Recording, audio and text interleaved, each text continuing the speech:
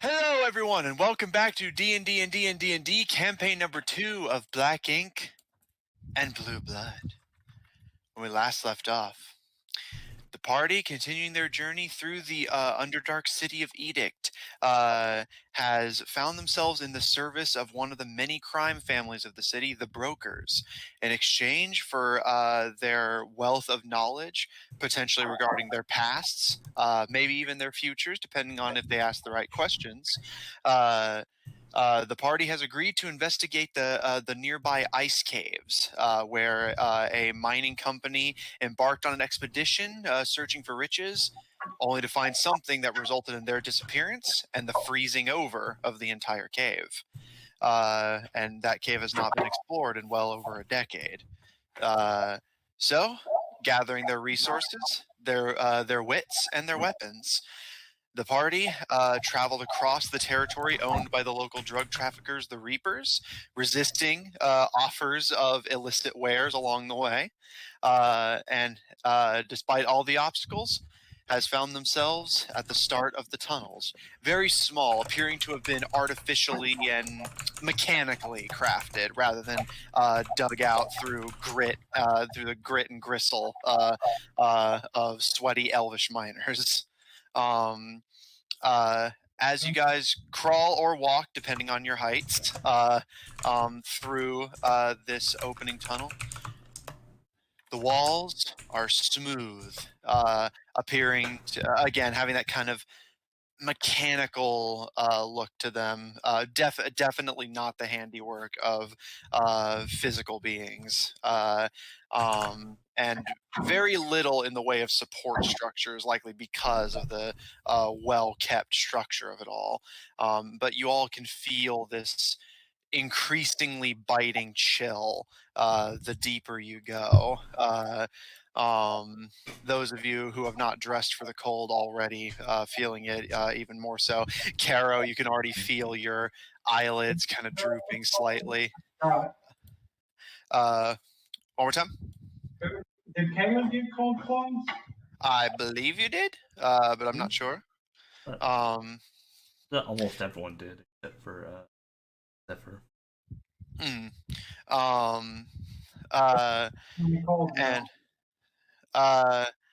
and as you guys continue to travel, Gil, I believe you are at the lead with a torch. Yes.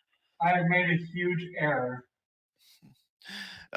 What is your huge error? I forgot to put the pasta on before I started making that. That was the error. Gil, at the forefront of the group, you notice this transition first.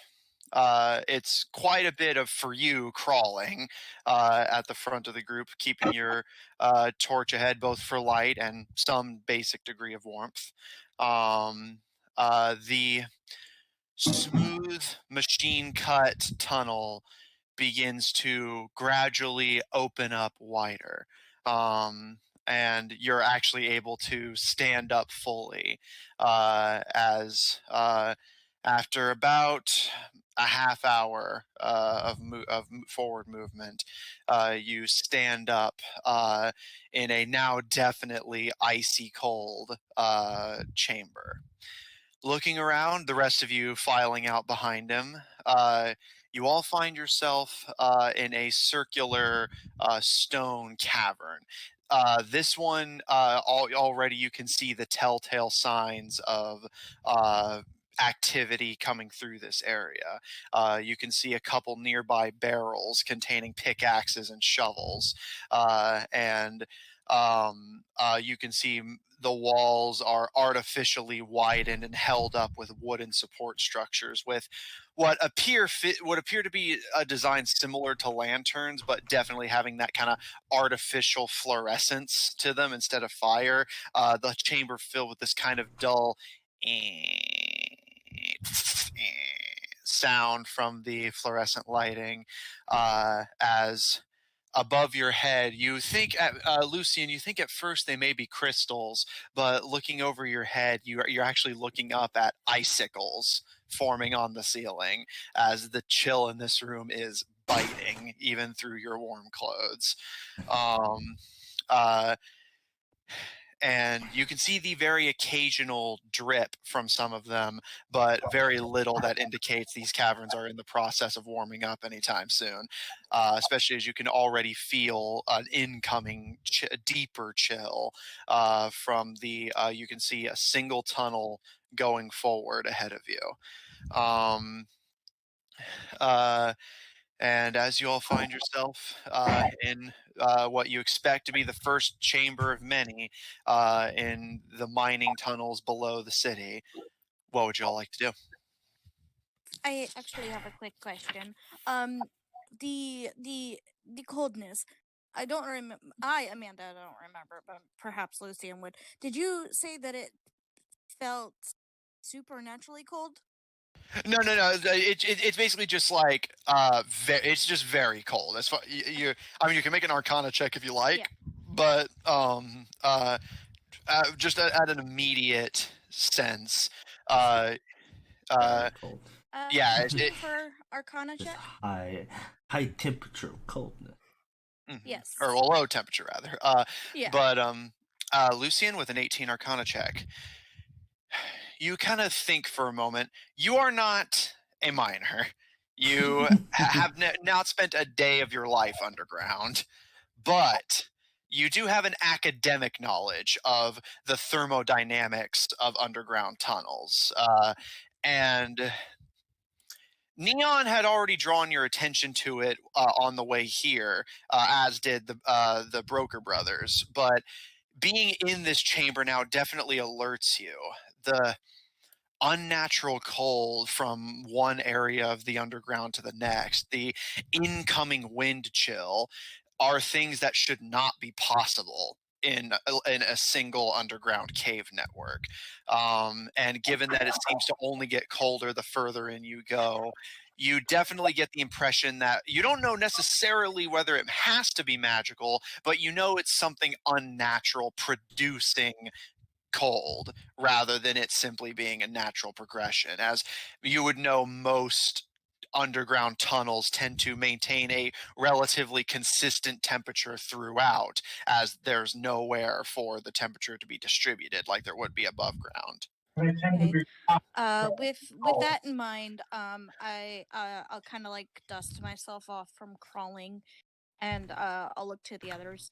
I know that this seems like probably not the best idea, but do you guys think that maybe we should follow the coldness? It seems very impossible that this would be like this. Like, it's impossibly cold. Caleb's gonna be Great like, observation, genius. No, what I mean is that, like, yeah, it's cold when you go underground, but like this is, like the brokers told us, a little bit more than that. So my conclusion is maybe we should follow it. Caleb's like, that probably would give us the explanation of what happened to the people who disappeared. They probably froze to death. Yeah, check the ice. Can I check the ice?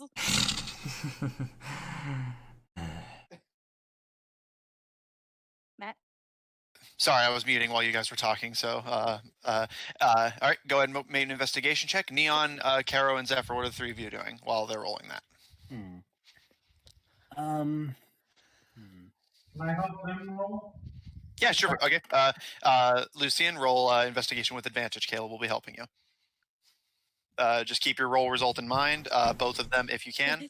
Okay, so my roll was better. I rolled a 15 and a 5. Okay, noted. Anyway, so Neon? Can I make, I guess, a perception check to see if I just hear anything out of the ordinary? Go for it. At all in the cave. Cool. All right. Zephyr and Neon, or Zephyr and Caro, what are the two of you doing?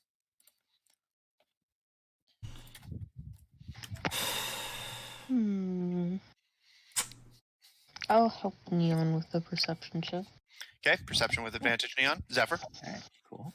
What do I see? Like, is it just, you said mentioned just like it's just a big dome, essentially, is what Yeah, basically looking around, you find yourself in this circular cavern that definitely, unlike the mechanical smoothness of the tunnel coming in, this is more open, definitely actually made to have people moving around in it.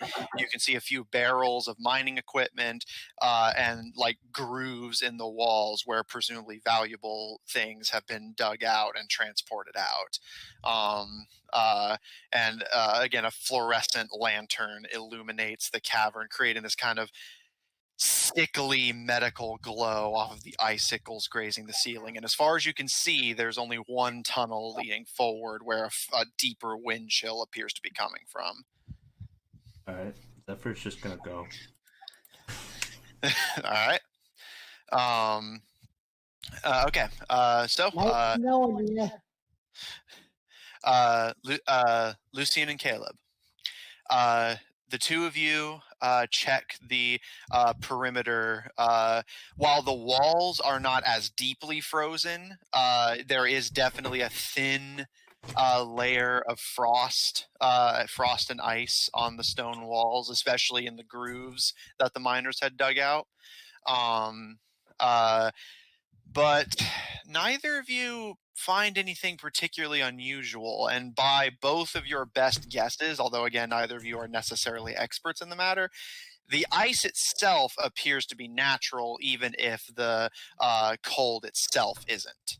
Could I possibly scoop up some of the ice, like the frost shavings, and like make a little ball and throw it to bless you, Gil's back? It'd take you a bit of doing, but you could in theory. Do you have anything on behind? No, I'm just gonna use like my fingernails. Well, I was gonna say, do you have anything? Because again, this ice is frozen pretty stiff. Do you have anything like a dagger or a blade of any kind that could give you some Yeah, I have a blade. Okay. See, I've got a sword, I think. Okay, sword. That'll do. So you Gil, as you're watching Zephyr continue down the tunnel, Lucian, you start Caleb, you see Lucian just start like chipping away at some of the ice to start getting like a handful of shavings from it. While they're doing that, Neon, how'd you roll? Remember that you have advantage if you didn't roll with it already. 24. All right. Do you remember both rolls, or is that just the highest result? It's okay if not. I just like to flavor it. The lower one was a dismal 22. Was that your first or second? That was my first one. Okay. Neon, you and Caro, still kind of towards the back, keep very sharp ears open, and Zephyr, you do not hear this, but Neon and Caro, the two of you, Caro with your senses finely tuned from hunting and surviving in the wilderness, and Neon from just sheer training and being more used to the acoustics of the underground and having much larger ears than anyone else here. Yeah, I was going to say, and the fact that my ears are a third of my body mass. Yeah. Both of you do hear something that catches your attention. It's faint and definitely doesn't seem to be like in your immediate proximity, but bouncing off of the acoustics of the underground, you hear a very, very distant and faint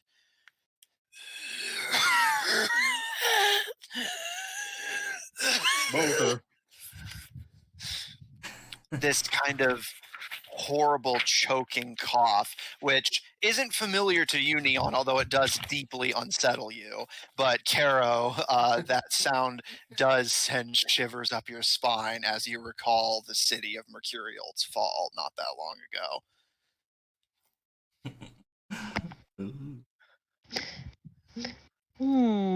That's not good. It sounds like someone needs our help. What's not good? I'm making the Yeah. snowball. What's not good? I want to just take off in the direction of the coughing because somebody needs my help. So the same direction I'm going. I will see that and I will follow him. I want to try to stop Neon. All right. Neon, you feel a kind of sticky hand kind of hold you back as you start running. And Zephyr, not having gone too far into the tunnels, you glance back as you hear Caro's kind of declaration of something being off and like having to kind of struggle a bit with Neon. Lucian, you still with a small handful of ice shavings, stop what you were doing, and all of you turn to look at the Peacekeeper and the Ranger. Is everything okay, Carol? Well, we were listening out for strange sounds and something that sounds like those the people who were infected with the Sounds like Ichor? Ichor Beasts? Yes. Oh no. With the little bit of ice that I have, I guess I look at it, and then I look at Gil, then I look at it, and I'll drop it because now it's time to be serious. Alright. So, I continue walking. I think as I see Zephyr go, I think that we should not leave. As much as I hate to say it, leave Zephyr to his own devices. Yeah, Gil's gonna draw his flame tongue longsword. He's not gonna ignite it yet, but he's gonna follow after Zephyr. Like, oi, you're not having all the fun without me. I will follow them. All right. The rest of you? Caleb probably already started to follow because, it's his brother and all that. That's fair. Caro and Neon? So, am I familiar with the concept of the Ichor Beasts? I can't remember if that was in the story they told. Lucian specified they said everything. So while you've never heard the sound yourself before, again, it is deeply unnerving to hear it personally.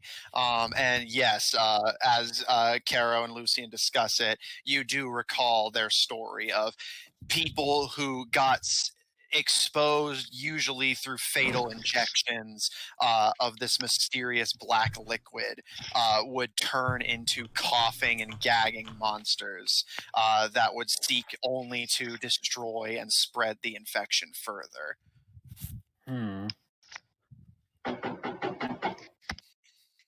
Oh.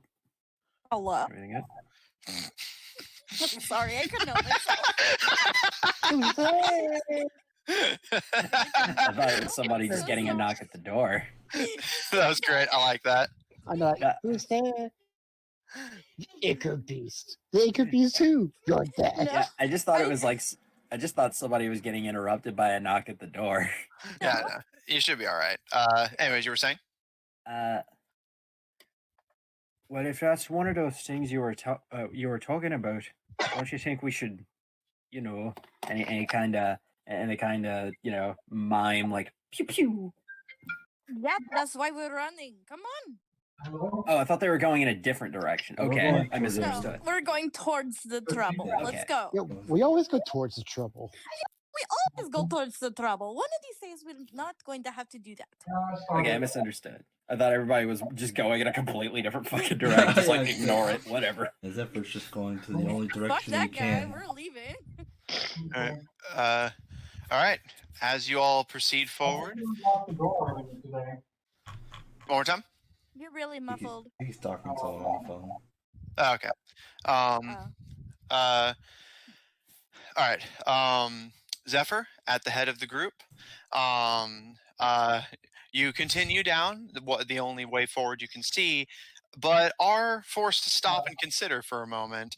And this gives the rest of the group time to catch up to you as you all find Zephyr paused at a fork in the road. 2 tunnels, one branching left, one branching right.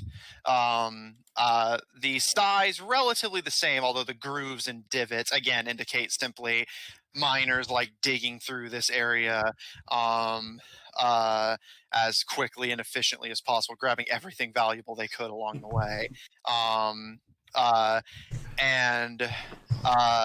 But what more catches your attention is Zephyr.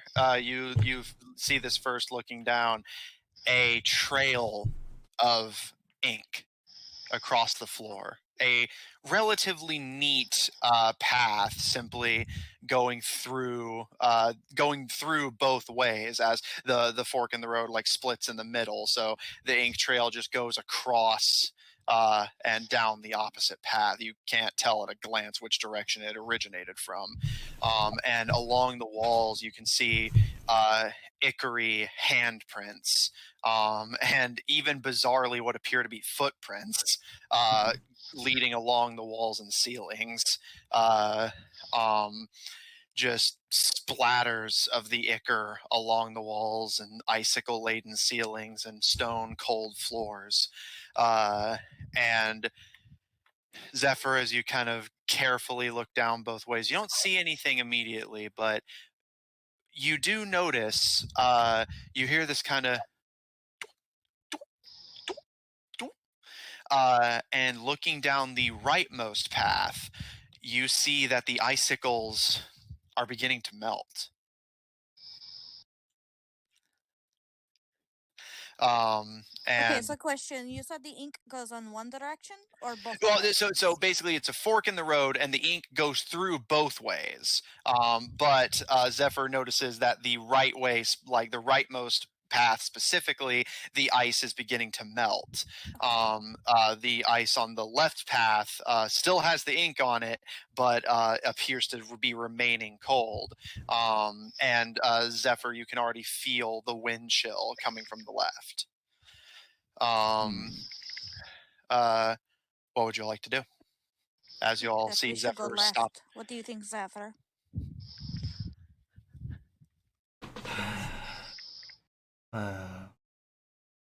As much as I would prefer to, seems like it would be warmer than. Obviously. But if I'm not mistaken, the reason we're here is to find out why it's cold. Well, one of the reasons, yes. I believe the main reason we're here is for the brothers. They've asked us to investigate the mines. Much as I would prefer the heat, I would say we go down the left. Incredibly. Agree. And then I start walking.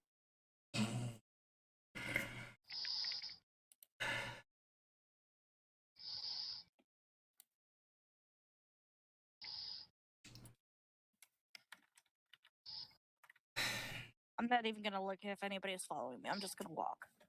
Yeah. All right, Gil's party. already, Yeah, like, it's like- Gil's it's like- following. I was like, he tries to convince the party to go the other way while she goes that way. It's like, let's leave her. Go. She's gone. Let's go the other way. It's warmer. Nah, All right. he'll follow.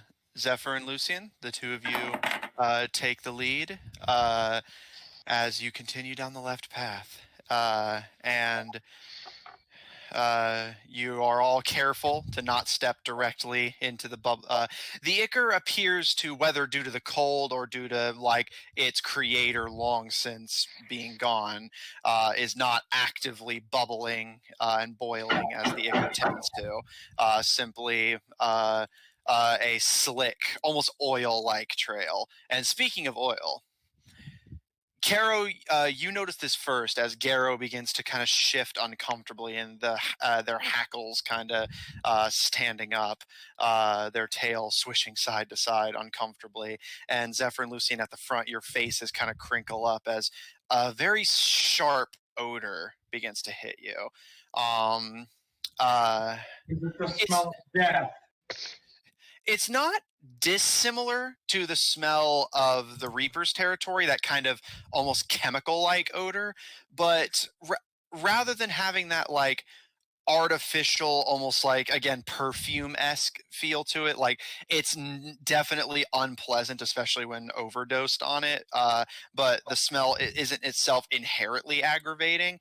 This one is acrid, and like you can actually feel it burning your nose slightly as you inhale it. It's the best thing you can think of to compare the smell to is like something burning, which isn't inaccurate, as those of us in real life would equate this smell to a chemical plant. That kind of acrid burning of various chemicals, deeply unpleasant to smell, especially in such tight enclosed areas. This is really awful. Caleb just pulls like part of his cloak over his face, like, "Oh, why is there all these bad smells down here?" Well, I guess we're going to find out. It's really best if we keep pressing on. Let's go. Continuing It's forward. cold and smells bad. Yeah, Caro, you and Garo both are deeply unhappy. Lucian has her shirt over her nose. Zephyr's alright. Zephyr's happy. Gil's happy. He's having a great time.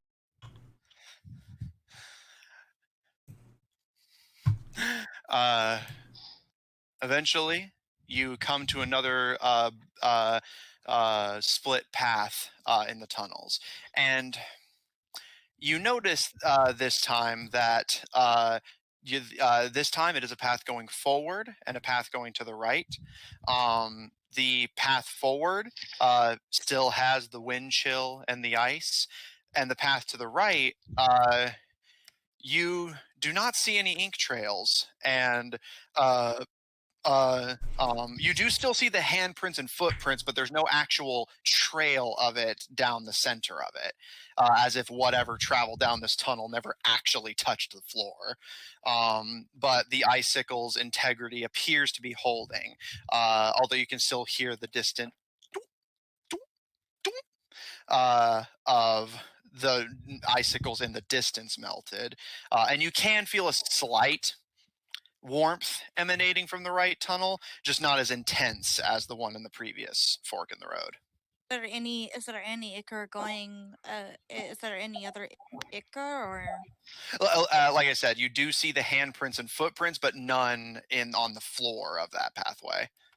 If I look at the handprints, do they go up towards the ceiling? Make a perception check. And I was also thinking, Hang on, let me mute.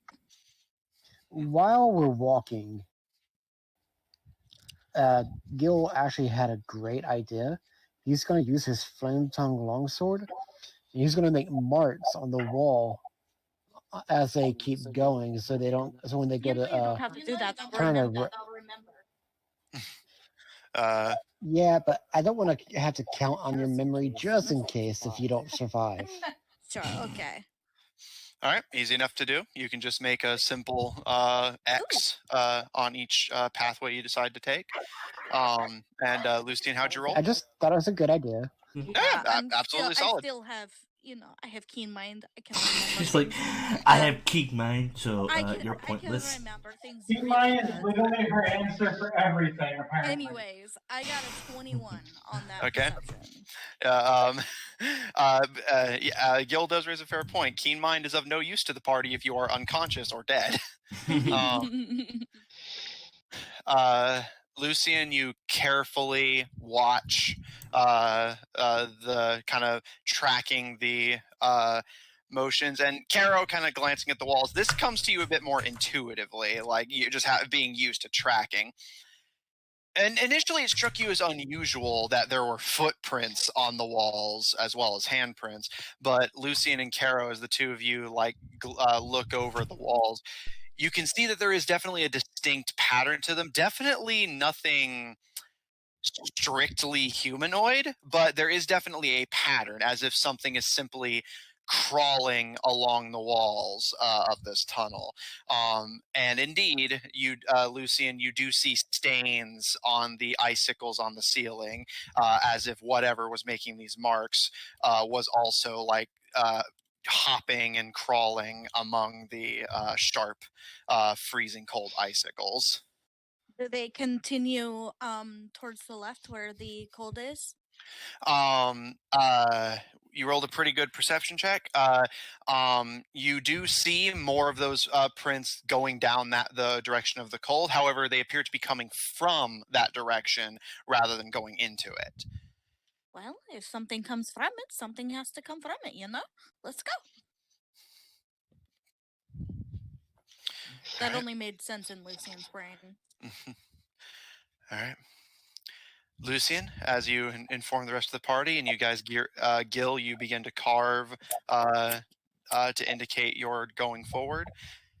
You all kind of freeze for a second, pardon my pun, as all of you now can hear it.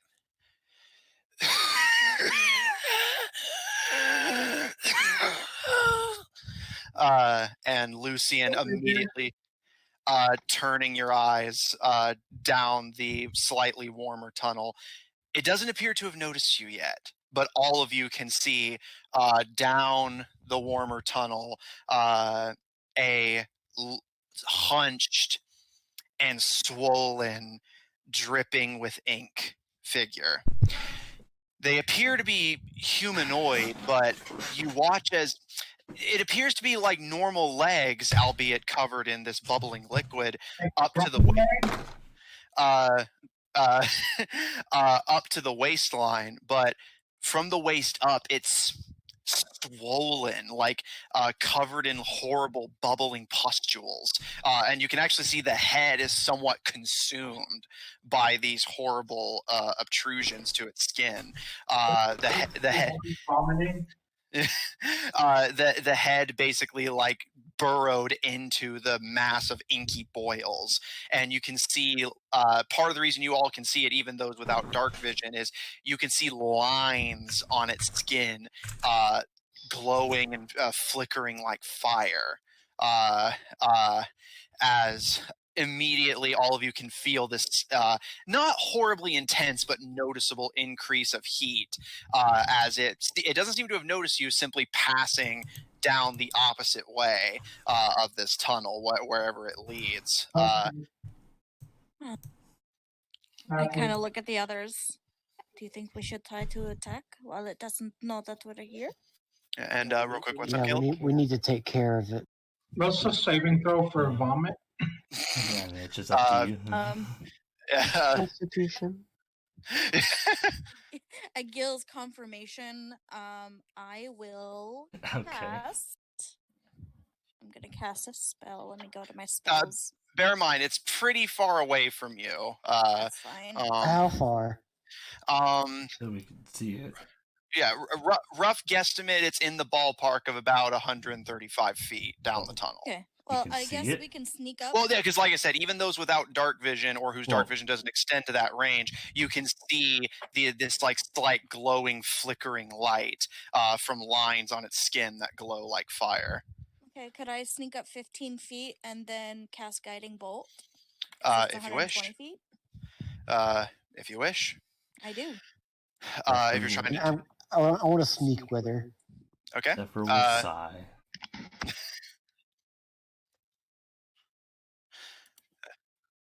All right. Lucian and Gil, make me stealth checks. What are they doing? They're They're fighting. sneaking forward enough for Lucian to be able to cast a spell as They're a surprise attacking.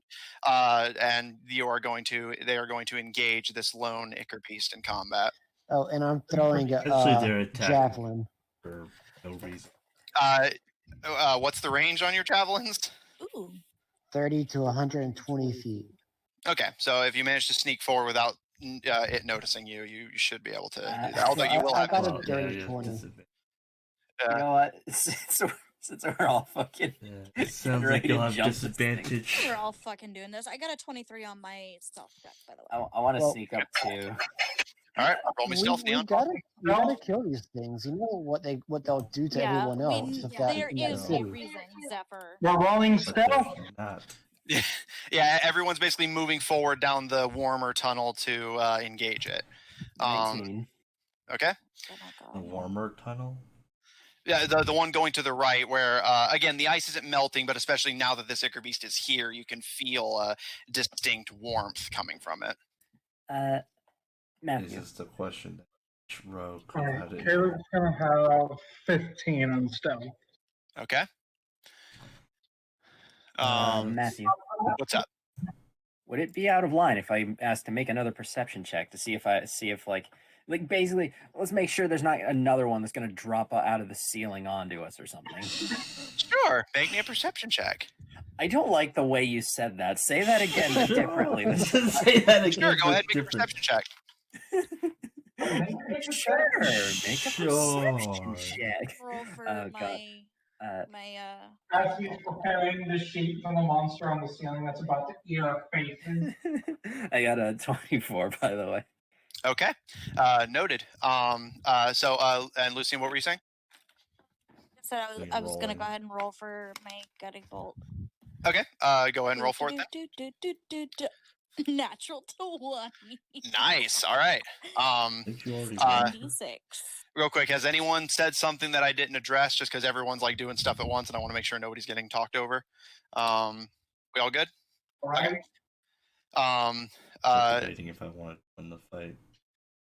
Uh. Okay, you Neon. got the stealth roll, right? Yeah. Don't worry. Neon. Oh, God. As the three of you begin to creep forward and you see the distant monster like place a hand on the wall and lean down and start just vomiting ichor onto the floor, and you can see where its hand touches, the ice begins to instantly melt and steam. Definitely the source of this unnatural heat in the otherwise frozen cave. Neon, this thought occurs to you, At the and time. you look up to the ceiling and you see a bubbling black hand clutched around an icicle, and another, and a pair of feet perched on almost the opposite end of the tunnel. This like large one that actually takes up the bulk of the ceiling. While its height is immense, but its actual bulk is relatively narrow, a very skinny and like tallow one. And as you're like processing what you're looking at, it opens its mouth wide, and a long, inky black tongue licks across its own eyes, and you watch as the ichor begins to bubble, and the creature disappears. Fucking chameleon. Guys, we need to get out of here right now. And I like, the ceiling.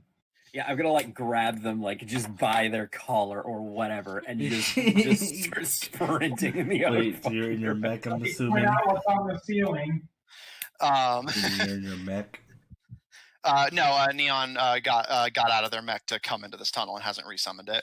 So you grab, you're like, just drop at their collar, like, come on. Lucian, I know you've already rolled, but since you haven't rolled damage yet, I will allow you to like say that Neon grabbing you interrupted your casting if you want to stop casting it at Neon's behest. Okay, yeah. So, Lucian, as you're preparing this spell, you have it in your sights and you know this is going to be a powerful blow. Neon suddenly panics and pulls you back towards the group, and all of you kind of instinctively like form almost a cavalry square as you can see Neon's obvious fear and hesitation. Neon, I appreciate this, but we have to take care of it. If these things get out, your entire city, everything down here can turn into those things. It seems like they're content here. We don't need to mess. Yeah, they're minding their own business. No, there was another one. How many did you see? I saw one. It was huge, and it turned invisible. I don't know about invisible. Well, it was there, and then it wasn't. Maybe That's something that's going on. I met the priest down in Perha who could change colors. Maybe it changed colors. Matthew, did it just change color to match the wall, or did it just like straight up vanish? The icicles are covered with blotches from presumably this thing's travel along the walls and ceilings. You know it did not just camouflage; it vanished from your vision completely, almost like as if it was simply there 1 second and gone the next. But either teleported or turned invisible. Either just disappeared outright, or It was there, and then it wasn't. I want to call down my mech. All right. Do you want to try and do this quietly? No. he's like, I'm getting in this mech. How could I quietly call down a that's- multi-ton behemoth? That's fair. I just wanted to check. While he's doing that, I want to put on my shield. Jacob, is this based on Titanfall? Absolutely, it is. All right. Gil, you start putting on your shield. As Neon, you resummon your stealth-made mech from its hammer space and immediately jump into it to pilot it. If I recall the dimensions of your thing correctly, it actually occupies the bulk of the tunnel just by itself. But for the record, the party can still progress with it at this point in the tunnels. But you will take up the entire breadth of the tunnel wherever you are in the marching order. So like nobody can go next to you. They can either go in front of you or behind you as long as you're in your mech. Oh, I'm going in front. We're Alright. not going to run away from this, are we? No, as Gil goes, he's going to take a sword and he's just going to sprint. Okay, I will cast Guiding Bolt again. All right, I will allow you to keep your previous roll. Yay! Does that mean I get to use my javelin real quick, or? So basically, I'm allowing Lucian to keep their previous roll because the casting was interrupted, but I did not say dispelled. And basically it was a crit. I'm willing to allow them be a little unfair to deny them that because of information another party did to save their lives. Save their lives as they continue to do it. I mean, at least now they know there's another one in the tunnels. Yeah, fair enough. Exactly. And he's just going to say "end flame" and he's going to run. All right. Before he does that, I cast the Guiding Bolt, and it's 43 damage, radiant. Noted.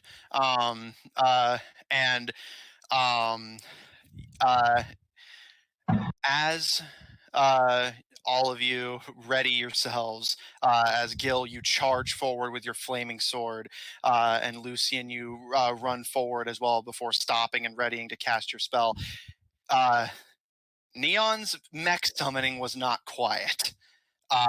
And you can actually see by the time you guys like ready yourselves and start running down the tunnel, the Ichor Beast across the tunnel is already stooping and like placing hands on opposite sides of the tunnel as it like corrects its posture from its vomiting fit, and almost like kind of stares and tilts its head confusedly at the charging figures before and you see the steam begin to emerge from its head and crackling electricity among the steam. Oh, no. I would like everyone to please roll for initiative. Oh God. Oh boy, here we go. I'm still deciding. Should I just walk away? I got If y'all heard any like crashing sound, that was a glass thing falling out of a thing when I grabbed the strainer. You okay? Yeah, I managed to back up from it. That's good. But yeah, I'm gonna have to deal with that in a second. Still debating, should I even help? I mean, you should. It'd be the nice thing to do. I mean, because here's the I mean, thing. it is your party and all. They're gonna every time we encounter one, they're gonna keep wanting to fight it, and they're gonna be like, annoying. To Depper, it's just like, whatever. But I got a 16. Okay, give me just a hot sec here. Yeah, I'm putting some finishing touches on here. No worries. Like I said, we'll be doing our little system of like 20, 25 to 20, et cetera, to make it a bit easier so that everyone's not just barking their initiative at me at random. Okay. For those who have rolled already, 25 to 20. 24. And I got Hang a on. 23. Okay. Mine wasn't rolling properly, so there we go. Okay, so nah, I'm good. Okay. 20 to 15. 19. Yeah, I got 16. Okay. I'm kind of thinking now, but we're using roll 20. I unfortunately do not have a battle map, but this arena isn't particularly complicated. It is a 15 foot wide tunnel in 3 different directions. You guys are gathered at the base of where the 3 tunnels congeal, and Lucian and Gil are running to start trying to engage an opponent that is about 135 feet away from you in one direction. With that, okay, 15 to 10, 10 to 5. I got a 5. Assuming Caleb didn't roll yet, he's cooking. Yeah, I was gonna ask for his separately. But I believe that is most of us covered. I will go ahead and roll for Raccoon.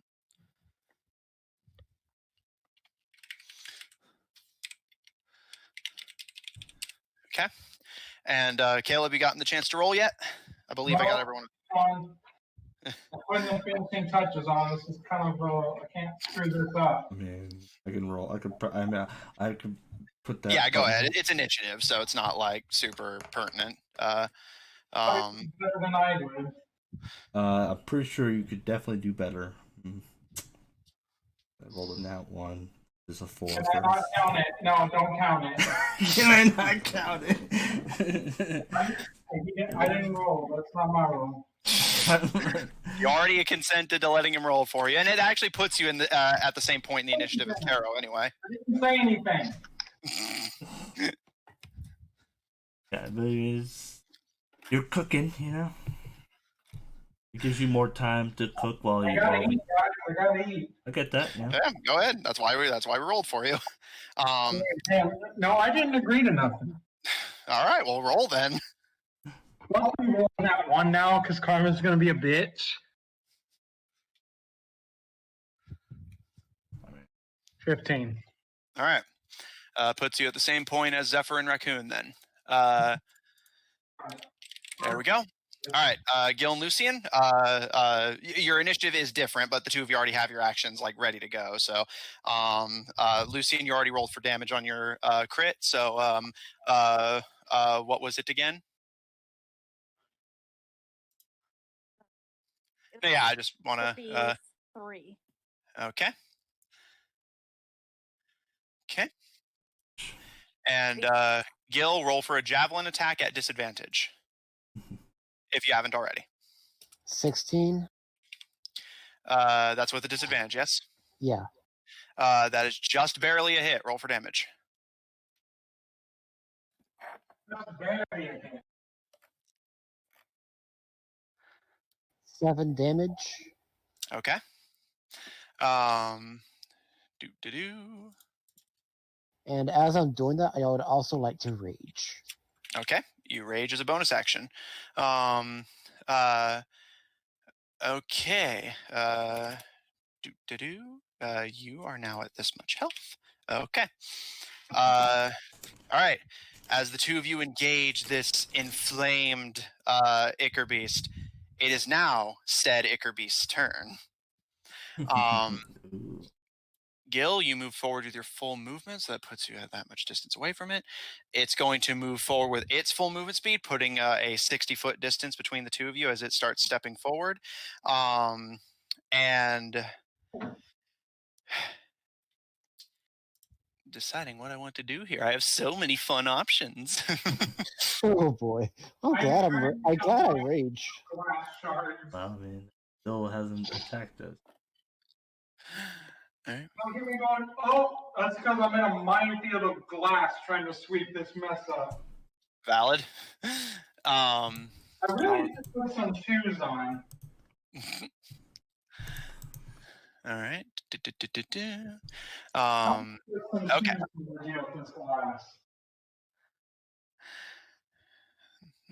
Okay. I think that's what our good friend the Ichor Beast is going to do. Yeah, our old pal. Our good buddy.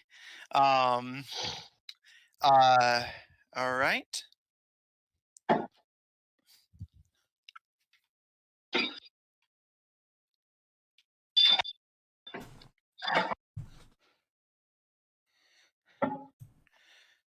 Now it's like I'm seeing glass everywhere, but it's not there. Don't break glass things, okay? Like just don't. Yeah. Lesson for those of you at home: just don't. Okay. Yeah, definitely a hit. Lucian and Gil, I would like both of you to please make me dexterity saving throws.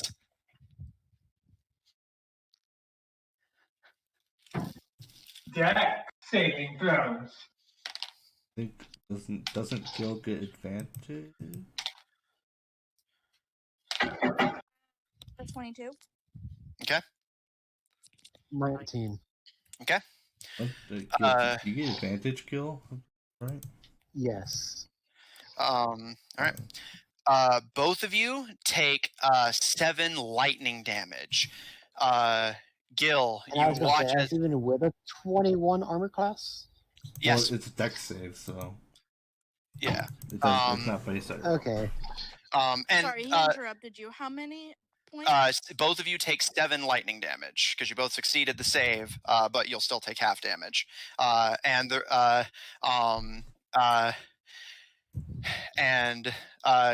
Gil towards the front, although all of you can see this. You watch as the Ichor Beast with as it begins to twitch, and those of you who encountered Ichor Beast before have seen this, where like the slow, bubbly movements suddenly give way to an almost instinctual engagement for combat as its movements become lightning fast and rapid, as it raises a hand and clutches at the electrified steam over its head, and a bolt of lightning begins to form in its grip, almost akin to the bolts of Zeus, as it reaches a hand. What? I was just gonna say, is that counting my half damage from raging? That rage, Well, you don't have this does not apply to lightning damage. Yeah, it's like you only have it as like base damage. You don't have special like rage. bludgeoning, slashing, I wasn't sure.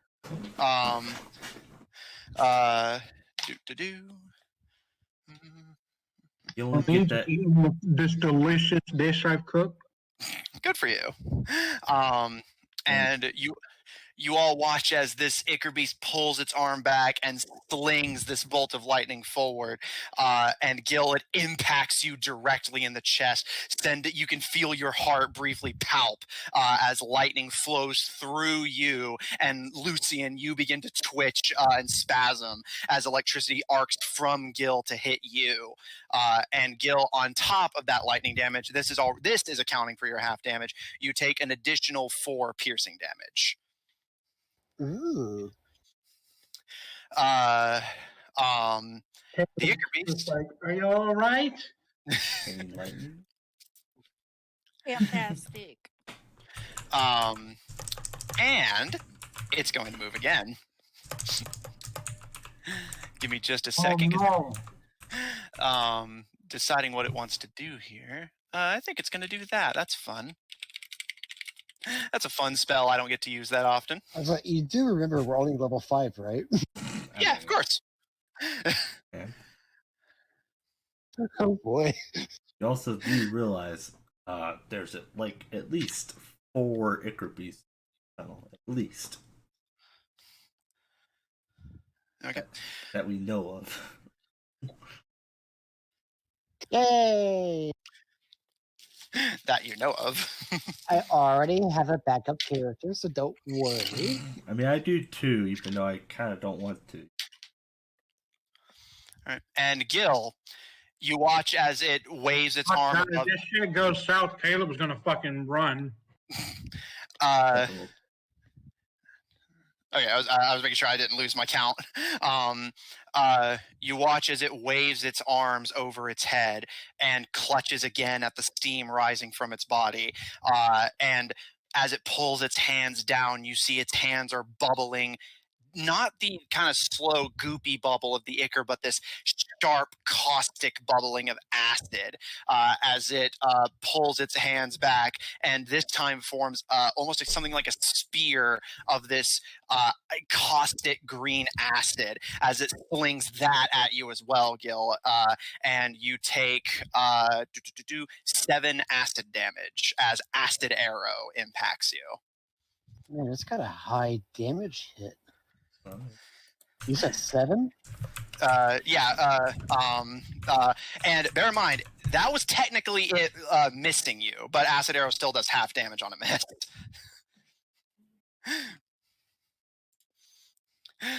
I believe that's all it can do this turn.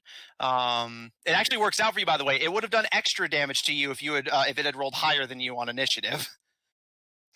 Really? Yeah. I'm gonna have questions after this is over. All in good time, my child. However, that is the end of its turn. All right, Officer Neon, you're up. The Ichor Beast is currently 100 feet from you down the tunnel. Gil is already taken some hits. When did the officer get down here? What? The officer. Commanding officer. Officer. I'm going to shoot at it with my what was it, the plasma crossbow? All right. Yes, you have the because of its innate abilities that I won't spoil. You can absolutely do that. And you all have not seen Neon fight yet, so this will be fun. You should have its stats on hand, yes. So go ahead and roll. You do not have disadvantage. The only thing I don't know, what type of damage does it do? Does it just do piercing? Yes, it just does regular piercing. I will double check my notes to be sure, but it wouldn't really be relevant here either way. Okay, I just wanted to make sure. So roll to hit. All right, come on. Got it. All right, hang on. Let me just roll it like normal. Because for some reason the Dungeon Master's Vault thing just isn't rolling. Yeah. Virtual dice can be a little finicky. It's fine. Yeah, that's fine. Okay, so +6, so 25. That's a hit. Roll for damage, and I'll narrate it once you do your damage. Full damage, 13. Nice. All right, no Ted. No.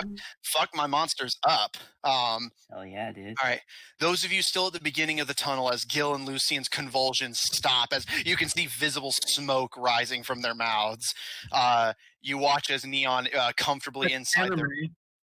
one more time? So it's like in an anime when they get electrocuted, they go... Yeah, basically. We're not cold, though.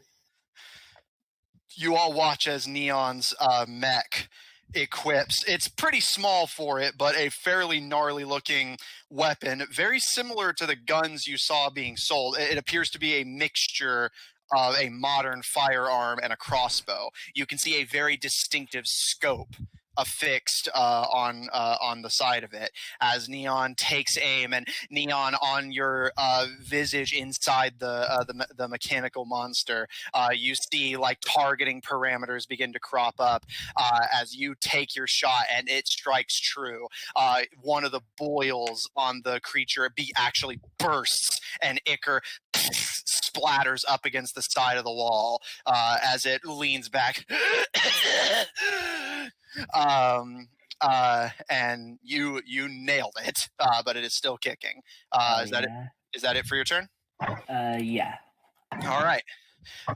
And you simply, Caro, you're literally an expert with crossbows. You expect, given the weapon's similarity to one, that it would have to reload before firing again. But Neon's mech simply cocks it, and it is ready to fire once again.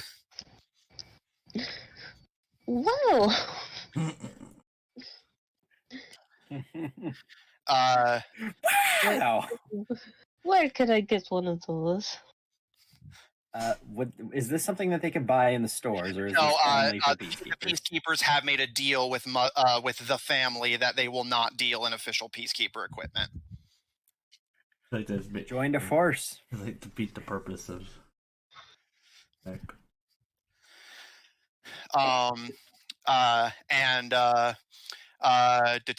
Zephyr and Caleb, the two of you are up. Caro on deck. All right. we're together. Yeah, both of you roll the same initiative. I rolled 16. Oh, well, okay. Zephyr, you first, and then Caleb, you'll go right after. I thought you rolled a 15 for some reason. Sorry.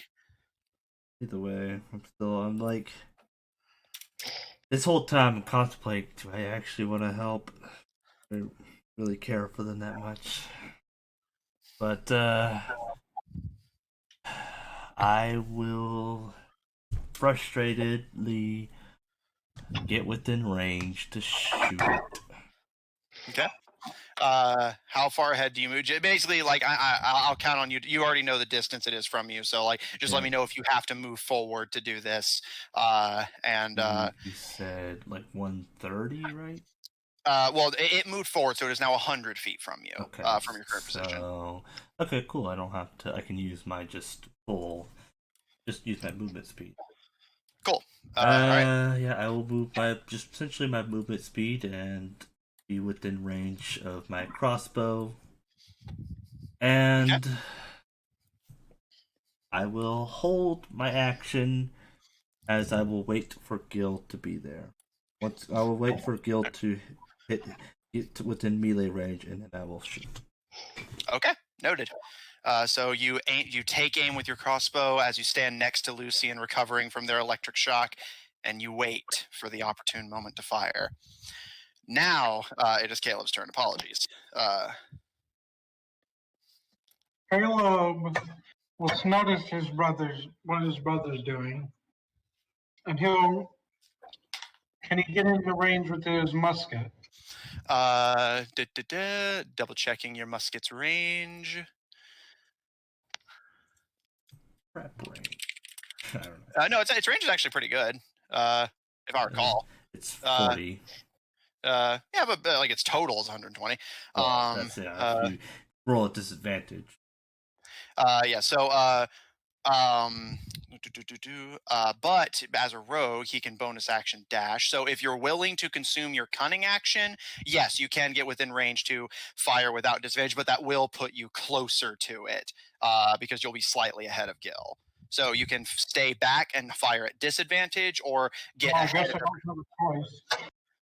All right. So I'm gonna have to fire at disadvantage. All right. With that, you can just stay in your current position and kind of take a kneel to aim and fire if you wish.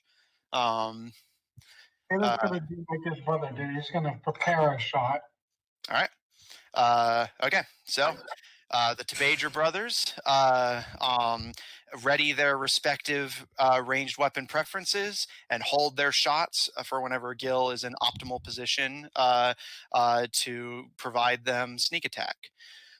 Okay, noted. Is that it for your turn? Yeah. Okay. Raccoon is going to step up to be alongside Lucian and Zephyr, which is going to basically block off this tunnel to anyone else wanting to go into melee, and fire their pistol at the distant Ichor Beast, but it ricochets off of the ice and sadly misses. Did not roll very well. Where is Raccoon? Hey, good try, Raccoon. Sips couldn't make it this week, so I'm just rolling for them. All right. Caro, as you're deciding what you want to do, you hear a shifting in the ice above you. Neon, Caleb, and Caro, all three of you look up to see this same massive looming figure take form above the three of you, ambushing you at the base of the tunnel as the bulk of your party goes on ahead. This Ichor Beast is going to attack. Pulling up its stats. All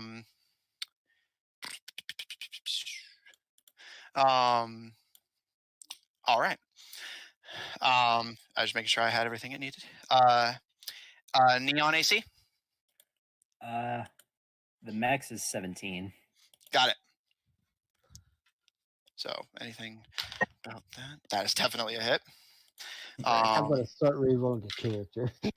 I think we can handle 2. It's just we need to stop after that.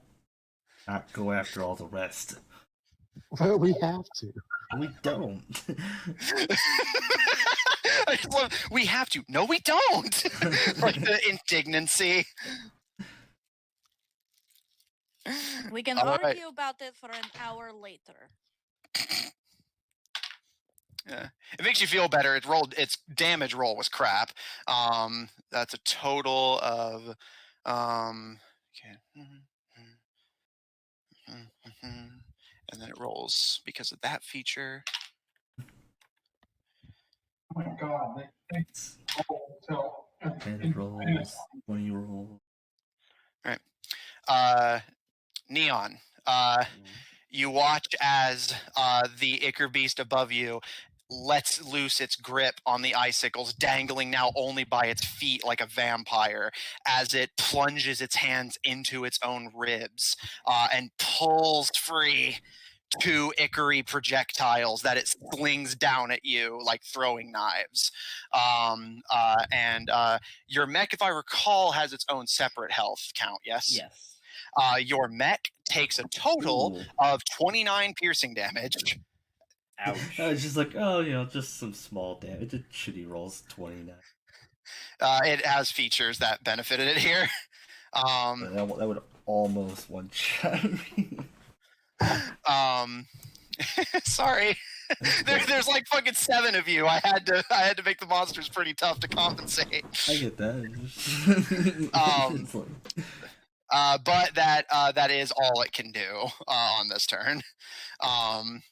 So the 3 of you at the back now are essentially in a melee with a much larger but skinnier and less bulky Ichor Beast that is basically dangling from the ceiling and throwing its own body parts at you. But as you can see from the visible damage to Neon's mech, it hits pretty hard when it does.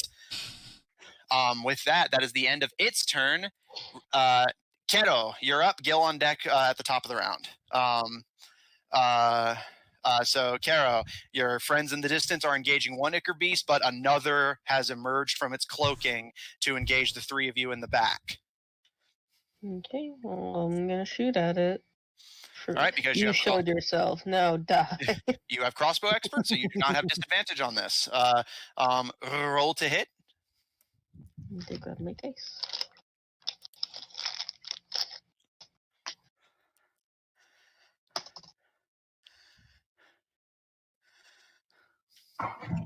Why am I rolling so bad? 10. No, sadly not going to cut it. Caro, you kind of like swirl around and you go to kind of go into a crouch and like essentially be on your back to fire up at it, but you hit your elbow and the pain and like shock of your the arm you're using to take your aim throws it off, and the crossbow bolt goes wide and hits the icicles on the ceiling. The Ichor Beast head kind of like swirling around with a audible cracking of bones to watch the projectile sail past it before circling back the other way to look back at you. Is that it for your turn? I believe you can make 2 attacks. I can make 2 attacks, and I also can have Garo do stuff. Yeah, so go for it. I'll try again. Hopefully, it won't go as badly.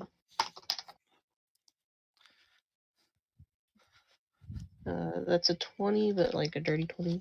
That definitely a hit. Roll for damage. Yes. Oh, thank God, at least a 20. to find my D8. I'm sorry, I don't know them by glance. There it is. And do remember you can apply your poison. I will go ahead and make a Constitution saving throw on behalf of the Ichor Beast. Yes. What's DC 12. it fails actually. So Its Constitution's not very high. It's a pretty skinny fellow. It's all damage. Dies quickly. Yeah, glass cannon. Yeah, it had a. Wait, what was the attack that missed? A 10. So that's 13 Oh, damage. All right, nice. That's with your poison, yes? Yes. All right. And it is Does it now also also. get disadvantage on rolls? Yeah, because it is poison now. Until the poison wears off, it will have disadvantage on its attack rolls. Okay, its new health has been noted. Is that it for you, Caro? I know Garo still gets to go, but is that it for Caro? Yeah. Okay. So what would Garo like to do? Because this is a large creature, Garo can attack it in melee, despite it being on the ceiling. Okay, that's what I was pretty going big. to ask. If Yeah, it's pretty big, so yeah, you're fine. And even, Would he get opportunity attack if one of us tried to back off? yes, but with a melee rather than a ranged attack. You don't know what its melee capabilities are yet. But yes, it could try. Okay, so I'll have him attack. Does it Go have for it. disadvantage on those rolls now too? Yeah, until the poison wears off. Poisoning basically gives you disadvantage on almost everything. Because, you're sick. If there was a time to try and get away from something that had an opportunity attack on you, this is it. All right, so a higher chance of failing. of course, yeah. All right. So how did Garo do? Sorry, wait a second. Pulling up Garo's stuff. Well, yeah.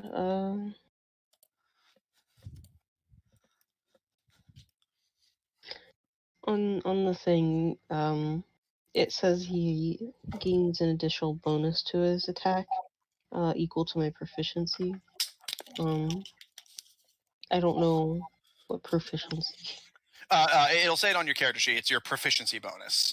It should be, I believe, next to your AC on your D&D Beyond character sheet.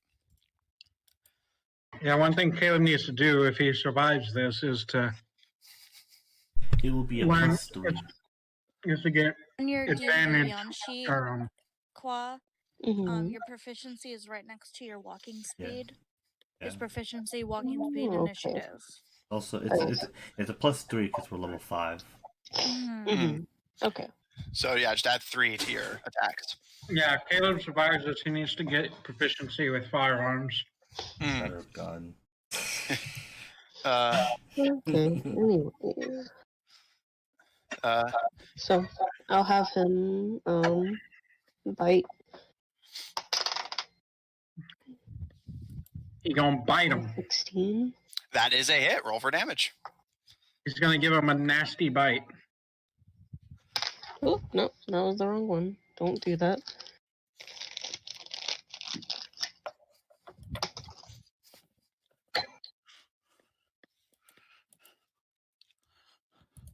$11.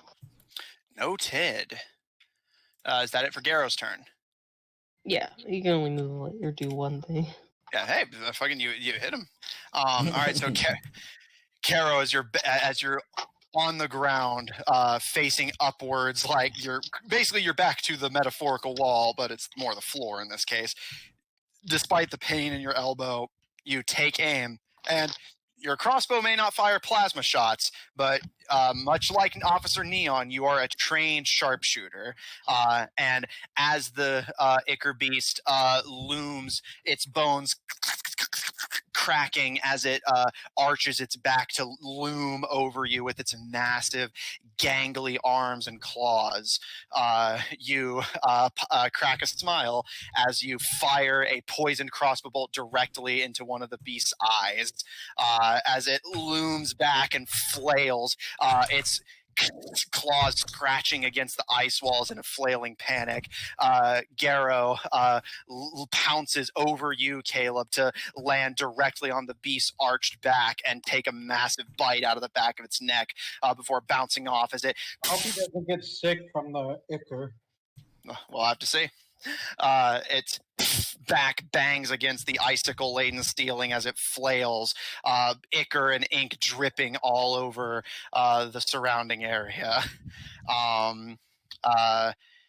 Gil, you're up. Lucian on deck.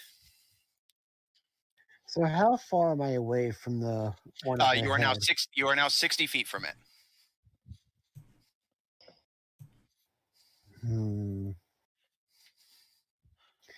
I am going to run my 40 movement speed. Okay. And I'm going to throw an. Well, actually, I'm not going to. I'm going to pull out my pistol, and I'm going to shoot it with my pistol. Okay. Do you remember that you do not have proficiency bonus on firearms? Go ahead and make an attack roll.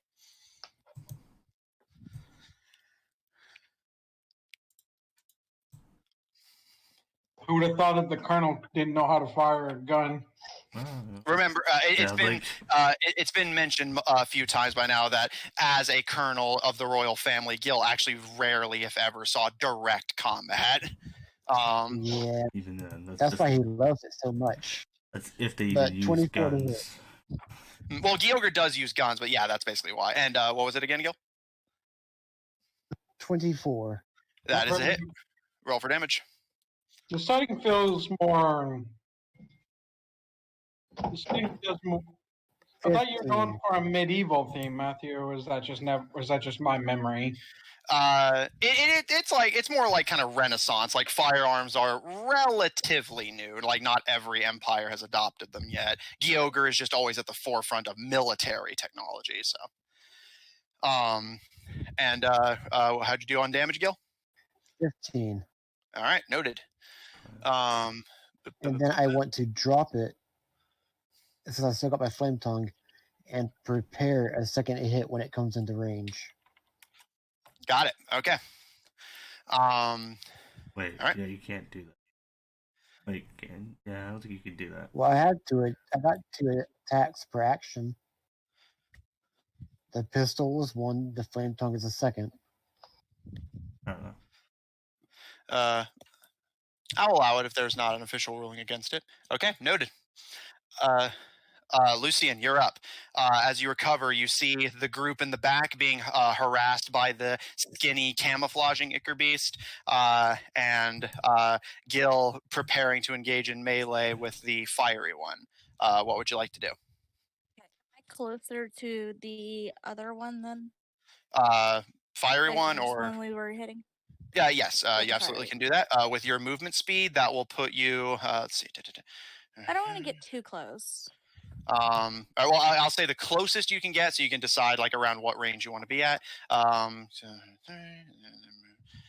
Puts it at 70. The closest you can get is to within 40 feet of it. Is there a battle map for this? No, again, the battle map is the encounter itself is pretty simple. So I figured it didn't really warrant one. Like there's only 2 opponents and like essentially 2 areas that you're engaging in. So it's not like the last few encounters where there's like a bunch of enemies you have to keep track of. So I will go ahead and hit it again with another guiding bolt. All right, roll for it. Is that a cantrip? No, No, but it's not. they are burning spell I'm slots. rolling to it do at this. I'm rolling it at second level. Dirty 20. That is a hit. Roll for damage. Roll for that good little damage. Okay. Ooh, I rolled really good. 23. Okay. Okay.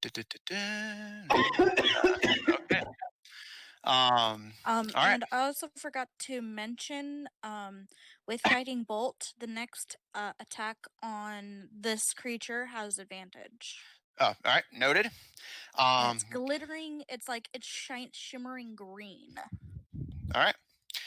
Gil, as you ready your flame tongue, sliding your expended pistol back into its holster, you ready your flame tongue, the glowing fire of it matching the flickering fire of the Ichor Beast itself.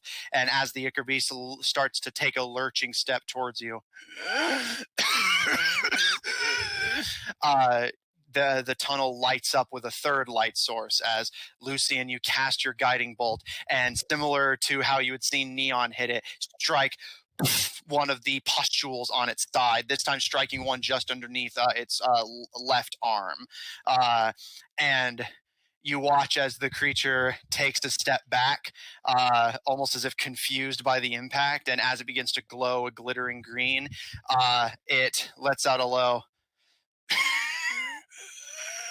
and you see the steam above its head begin to spark, and you see the fire inside of it begin to glow. And Lucian, as by far the most traditionally educated of the party, it suddenly occurs to you what happens when electricity and fire meet. And Gil, you suddenly are very grateful that you did not engage this creature in melee, as it begins to lurch and jolt and shake as the electricity begins to spark down into the cracks of the fire, and the creature explodes. However, because nobody engaged it in melee, nobody is hurt by the explosion. However, the battlefield begins the battlefield begins to shake and rumble as Lucian. You also are aware of the I forget the word for it, but the topological, let's go with that, effect of very hard vibrations in a contained space with sharp objects above your head. Might want to duck. Maybe. Duck, it's not gonna do anything. Maybe run. Avoid the spot. I don't understand how fire plus lightning equals explosion. Think the Hindenburg. Yeah. Lucian's lightning I totally meant to do that. Or the hideous Zippleback from How to Train Your Dragon, also a solid example. Officer Neon, you're up. You're in melee range with one, but you can hear the other one being eliminated. Was it dead? Did she one-shot it? Basically it was on low enough health from the combined attacks that guiding bolt finished it off. Oh, thank God. I thought this was going to be I was actually worried for a second. Yeah, this is your first encounter of the dungeon. I figured it wouldn't kill us. I was just going after you still got lots of dungeon to go through, fellas. Yeah, I was like, whee! So far it's been implied that there's, not including the one we're fighting now, 2 other ones. How many spell slots does Lucian have? Depends on what level. It depends on how much you At use. this time. I have 4 first levels. I have 1 more second level, 2 third level, but I'm saving those third level because of Revivify. Alright. I won't use third level unless I have to. Alright. Officer Neon, you're up. So the one that's in melee range, or rather, the one, is it on ground level, or is it still clinging to the ceiling? It's clinging to the ceiling, but mechanically you can still melee it. Okay, cool. I want to try and grapple it and pin it to the ground. Okay, interesting. I'm going to give you disadvantage on this because it is much larger than you. As he's doing like that, that, you are in your mech. Yes, that's true. Also, one more time, Lucian. Could I scream at him? No, don't let it touch you. Yeah, well, you can see Neon is still in their mech, so they won't be making direct contact with it. Still very uncomfortable with that. All right. Neon, I doubt. It's a fucking kaiju battle, isn't it? Neon, I doubt you could possibly do worse than my roll, but go ahead and make me an athletics check. All right. I'm curious, Matthew, what was your roll? It was flat, not counting modifiers, 2. Oh, wow. Athletics, that is strength, yes? Yes, and then your proficiency. Okay, so... If you have proficiency in it. strength, and then my proficiency. So if you have proficiency in That's- athletics. yeah, I'm trying to. So okay, yeah, I don't have proficiency in it, but still, it gets a +3. So, dirty, filthy, slutty 20. All right, that is definitely going to do it. You guys watch as Neon's. Do you have any like cool one-liners you want to do, Officer Neon? Not really. I'm not a Good one-liner job, yeah. guy. All right, you guys watch as Neon. You just go into as your mech's damage begins to escalate. You go straight into the MO of your training. Your mech lunges to the ceiling, actually knocking a few icicles loose and crushing a few under your metallic feet as you grab the thankfully skinny and light Ichor Beast and pull it from its perch on the ceiling as it flails and panics with one of its eyes shot out, and pin it to the ground under your immense metallic weight. Yeah, by the book, just like they taught me in basic training. If you fight a giant creature, fucking sumo that bitch. Yeah, it was covered in chapter 21. Don't you remember? Yeah, the chapter specifically involving mech combat. Yeah. What, chapter 21, subsection 3. Yeah. All right. The remaining Ichor Beast is now grappled. Its movement speed is 0. Cool. Could I run over there? Well, it's not your turn yet. Okay. Zephyr, you are up. You kind of lower your crossbow in slight disappointment and kind of cautiously watch the still shaking ceiling of icicles. But you can see Neon pinning the Ichor Beast to keep it off of Caro and Caleb. What would you like to do?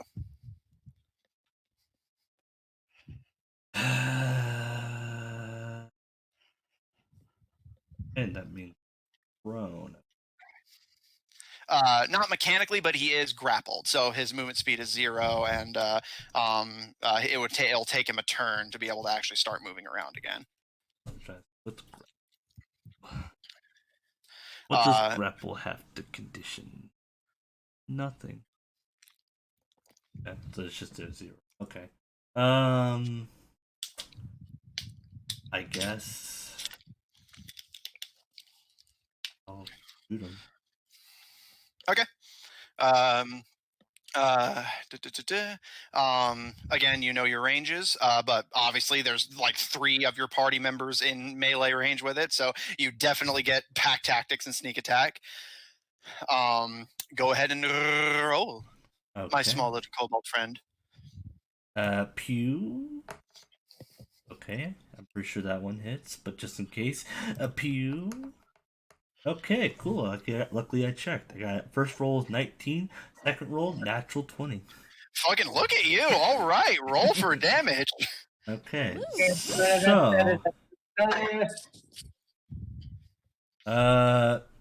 so I guess I'll be with brother for you. so that would cold be. bloody killer. Guess that would roll 4d8 plus 6d6. I don't believe crit applies to sneak attack. I don't think, but I know it will apply to your base damage. All right, I'm gonna look it up because I'm curious. Yeah, I was going to if you didn't, so go ahead. So go ahead and roll your base damage because again, This like is a common search. well, yeah, I would imagine so because it is a fair question. So, does a rogue sneak attack double on crit? If you score a critical hit with a dagger, roll 2d4 for damage rather than 1d4, and then add your relevant modifier. So from the sound of it, it says that this guy says yes. This is literally an example of a critical hit given in the basic rules. Oh, For example, if you score a critical hit with a dagger, roll 2d6 for damage rather than 1d4, and then add your relevant ability modifier. If the attack involves other damage dice, such as from the rogue sneak attack feature, you roll those dice twice as well. okay, so your sneak attack will also be doubled. So basically, what weapon did he attack with? My crossbow. I do 2d8 plus 4 plus 6d6 is what I roll. Essentially. Yeah. So this is why rogues don't get multi attack. Because rogue basically just single damage. Yeah. With all the rolls combined, let's see. I like how on D&D Beyond, it will actually like if you get a natural 20, it will actually automatically like say, hey, the next roll is doubled already. You can click the button. Oh, that's cool. I like that. So I got essentially 12 damage piercing from just the crossbow, but the sneak attack is, let's see, 20. You can stop right there. That's going to be enough. Zephyr, how do you want to do this? To fucking obliterate this thing. Fuck Yeah, it up. I do all the math. I was just trying to do math in my head, like, yeah, Yeah, you're curious how much damage you did there. a little bit. But it's been a while since I did math. 18. Hey, Matthew, you found an application for those math classes you took. And I also found an application for the calculator they said I would never have and always do all the time, literally. Being the 90s kid when they're like, oh, you'll never use a calculator. I think they said that you'll never have a calculator handy. Like, I mean, nowadays. I have one on my phone, so I literally have one handy Yeah, whenever like- I need it. And plus, Literally. D&D, it's usually just basic addition and subtraction anyway. Yeah, I 34 know, like, total. every- That's what it is. I've But I'm actually lazy. looked it up before, and like everyone who's in a math field says they absolutely have a calculator on hand. They can't. Some math equations are just too big to do in your head, like Mhm. multiplying millions or thousands together. Yeah. Anyway, Um, Zephyr has no preference to doing that. He just wants to just get Okay. this over with. He's Yeah, just that's like, fair. I like- just like to give the Don't player the float I opportunity to get that. flavor Yeah, into it. he's not dealing with this. So Neon, as you're pinning this creature down, and a part of you is almost curiously looking it over. You've never encountered anything like this before. As this like skin and bones, like slightly liquid creature flails in your grip as your mech pins its long, lanky. Your mech basically having to almost like do a complete split to pin each of its wrists down with its insanely long arms.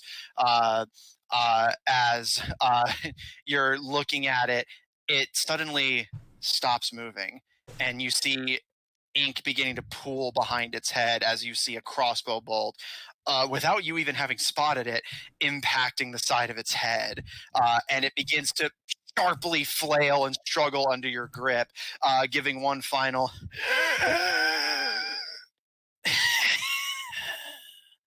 before expiring. And Could I go like right to it? Is it like limp? yeah, it seems to have completely stopped moving. Neon, you can stop pinning it if you wish. I think I will.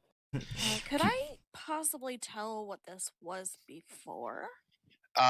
Make an investigation check at disadvantage, both because of the way the Ichor works, making it very hard to identify anyone, and also because, as you know, the Ichor is not going to last long. I got a before it natural dissipates. 20. Of course I did. What's your second roll? 17. Okay.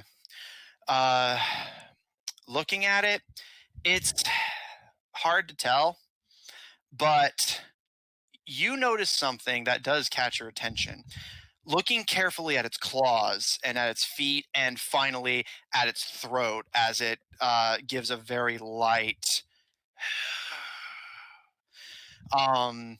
you've seen Caro croak before. You see it actually has a throat sac that slightly expands and contracts similar to Caro's own, and you see its fingers and feet are slightly webbed. And you know enough about basic biology, at least, to know that there are some amphibians capable of camouflage, which would likely explain its stealth capabilities. And Gil, looking over that chemical plant smell, like your face is against your will, like wrinkling up and contracting as this like fresh chemical smell. Basically, that Ichor Beast was a walking chemical lab that detonated when lightning struck it. And oh, go ahead. No, I was gonna look over to Officer Neon. Officer Neon, I have a question. It might seem a little odd. We'll try to answer. And maybe personal. I don't know how else to put this, but are there other, no offense, Carol, you know I love you. Are there creatures similar to Carol here? I mean, there's you. I mean, you're a fox, right? So logically speaking, there could be other creatures, correct? Well, Matthew, Make a history check. I will do that thing that you suggested. Also, I'm sorry for her being incredibly racist. Are there any of your kind? Yeah, your kind. Another dirty, filthy, slutty, disgusting 20. Man, you guys are rolling fucking great tonight. Good on you. Well, it's also because history is one of my highest proficiencies. Fair. Yeah. Officer Neon, you are familiar, at least conceptually, with Lovelanders. You've never met one in person, but you are familiar with them. And looking down at it, you can kind of see why. Sad Carol noises. Well, Kara, or rather, Neon has mentioned that they haven't been in this region for too long, especially before going underground, where you're not going to encounter too many of your people. No, I just mean you never met one. Well, yeah, that's fair. That's on me. Before Caro, you have never met one. However, again, you are aware of them. You just don't know of any living in Edict or the other troops that thread those cities. Although you haven't exactly you haven't exactly done a census. You could be wrong. But you at least know there's no major notable ones. But looking down at it, you can see those physical features kind of emerging. The webbed hands and feet, the slight throat sac as it croaks. And Gil and Raccoon, your face is crinkling as the chemical plant that has detonated in front of you. And those of you looking over the one in the back, as both of them begin to flicker as the Ichor bubbles and melts, similar to your previous encounters with Ichor Beasts, as it basically is reduced to that essence level as the host body finally gives out. And after all's said and done, you all are left looking at a pair of skeletons. Both of them appear to be humanoid, but again, it's just bones, so it's kind of hard to tell. Although, Caro, you can see it now too, now that it's been reduced to bone. The vaguely ovular skull and posture that indicates that while it definitely isn't anymore with those lanky arms and distorted rib cage, this creature was once a Lovelander. It's pretty obvious, but something is going on here. No. No, but listen. Sorry. Linda, honey, listen. No, listen. This we were just talking about this, yesterday. Is this a coincidence? Or is there some kind of design that is coming down here too? What, you Is think this not was weird set for up? everybody else? Or is it just weird for me? Probably just you. You think it's like a setup or No, something? Carol. Here's the thing. Before Carol, I also, maybe once or twice saw a frog person, but not that were they okay, so were they humanoid or were they froggy-ish? Well, so when I say humanoid, it just means they have that body plan, bipedal, 2 hands, 2 feet. Yeah. This one is definitely warped. The only thing that indicates its origin is the skull, the kind of posture, and when it still had its skin attached, the webbed hands, feet, and throat sac. Okay. Do you guys in what I don't know how to put this. The forest by where we came through. Were there other grung there in that forest? Did I notice any? You asked about this whenever you guys were passing through. You do not know of any living in the Summersea Forest. Most Lovelanders in Yav tend to live further south, trying to get as far away from the, especially up north, freezing temperatures of the Yavic winter. Okay. Yes, they wouldn't want to be near the cold like this. But that's also mysterious. Is the other one was chemical? Do you think that maybe they got caught up in all of the And she kind of like gestures towards the reavers. Do you think they got caught up with the reavers? I mean, how would they have gotten the Ichor unless they have something to do with Dr. Knight? That's not possible, is it?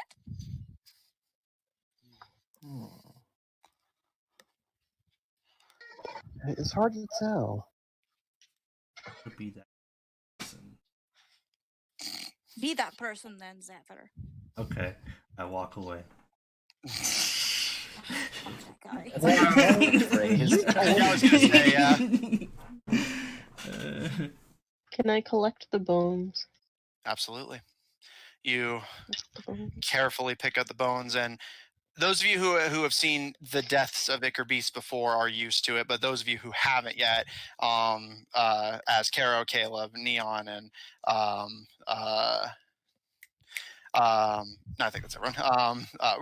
Basically those of you who haven't killed an Ichor Beast personally yet, watch as Caro, you kind of cautiously clean it off, knowing that especially for you, it may be dangerous to touch it, and carefully, delicately, and gently pick up the mutated bones of what was once one of your own kin.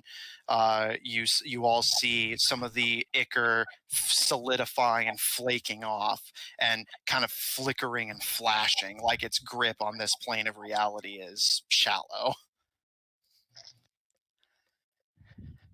Wait, did they find another fucking Ichor Beast? Well, Yeah, Here's my question, you guys. Do you want to keep going? Because it's, well, Zephyr's already going. Which way is Zephyr going? wherever the cold is coming from. all right, he's heading towards the path directly ahead of you, where the Ichor Beast was not. Yes, we don't really have a choice now, do we? No, you will follow. I'm gonna put my hands in my pockets and just think. All right. You all begin to head forward. Caleb, you kind of jog to catch up to Zephyr and question him on what you just saw. As Zephyr, you kind of bring your brother up to speed on what he doesn't already know. Caleb, Zephyr explains to you that, yeah, whenever an Ichor Beast is destroyed, the Ichor tends to flicker and fade, almost like it's struggling to stay on the material plane, which Lucian had mentioned while Zephyr was half listening, that the closest it resembles is very deeply theoretical research on the nature of the soul. It's as if the soul of who the Ichor Beast once was is trying desperately to stay tethered but can't. That's kind of fucked. So there's a little bit of necromancy in all of this. Would I know that there was a little bit of necromancy in this? You've checked already with the previous Ichor Beasts you've slain. The magic is not necromancy, but given your brother's involvement, you wouldn't put it past it that necromancy may be involved, especially since you encountered the Tarbone. But Maybe at least derived from necromancy, maybe. yeah, but you know for sure, Lucian, or at least as far as you're aware, that this is not a traditional magic. If it is magical in nature at all, it is a very deeply mutated and unique form of magic. Although, yes, it could perhaps be derived from necromancy, but you have no way of knowing for sure. I think it may be related to necromancy, but not necromancy in the sense that I know of. Like a derivative? Sort of. It's like a family member of necromancy. Does that make sense to you? All this magic stuff makes no sense. I just stick to stabbing people. I'll take care of it. Don't worry. You stick to stabbing it. The gun. You stick to stabbing, I'll stick to studying. If you think about it, the gun is just stabbing at longer range. Much like archery is just dabbing before you murder Well, someone. Except for very loud. I mean, you got to have some cost for being able to do something that far out. I don't know about you, but I seem to have at least a much better chance of hiding with my weapon. Well, if I'm going to hide, I won't use it. But Yeah, when boy. things go loud, then it's time to use it. I appreciate the sibling rivalry, but let's go. Well, yeah, you guys can have this conversation while you walk. Yeah. So, Yeah, as you except for walk- already left. Yeah, Zephyr's walking already. yeah, I assumed you guys were walking and talking. So, Caro, do you want to just carry the bones for the time being? Lucy was just telling us to shut the fuck up. Carol, do you want to put the bones in my backpack and we can maybe have a funeral later for your Well, we're boned. friends? Yes.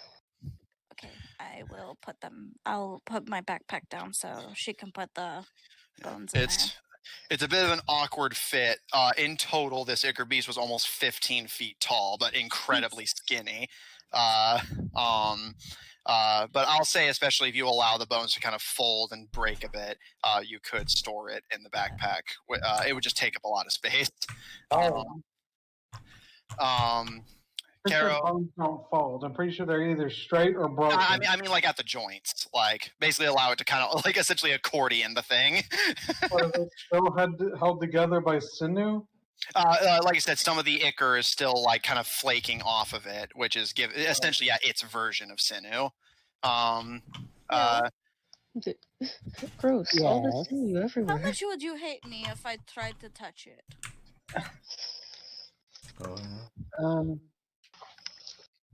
Is she wearing gloves? Yes. It's just like whatever. You're Touch good. I Go take ahead. off my glove. The gloves are coming off. Like, she's One of already the gloves infected. come off. Like, Yeah, she's I'm already infected. What? How possibly could it get worse?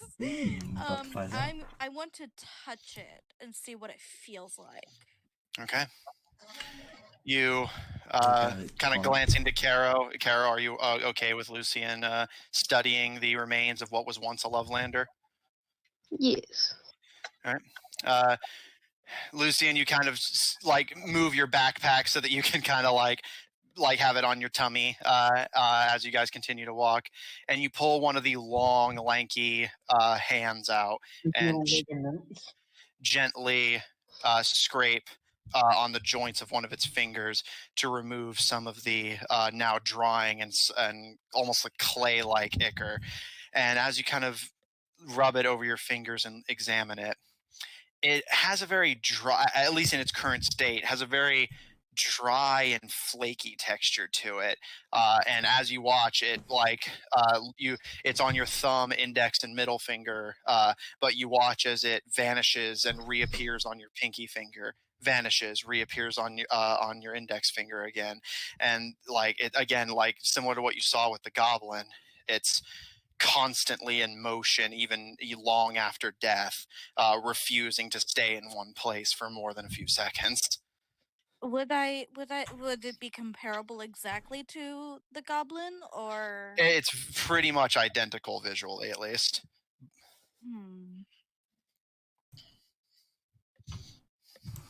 Okay. I will try to wipe it off and put the bones back in my backpack and Okay. keep walking. So, Lucian, you kind of mull over the new theories bubbling in your head, much like the ichor that runs through your veins. Caro, you quietly mourn the loss of one of your own kind to these mad experiments. Caleb and Zephyr, at the front of the group debate the best methods of murdering someone. And Gil, you're just thankful that you're getting far enough away for the chemical smell to wear off. Although you're like 80% sure that while you weren't close enough for it to get on you, you're pretty sure the smell's never coming out of your clothes. Well, it's good that I don't wear a shirt very often. Caleb's just like, I'm an assassin. I know about killing people.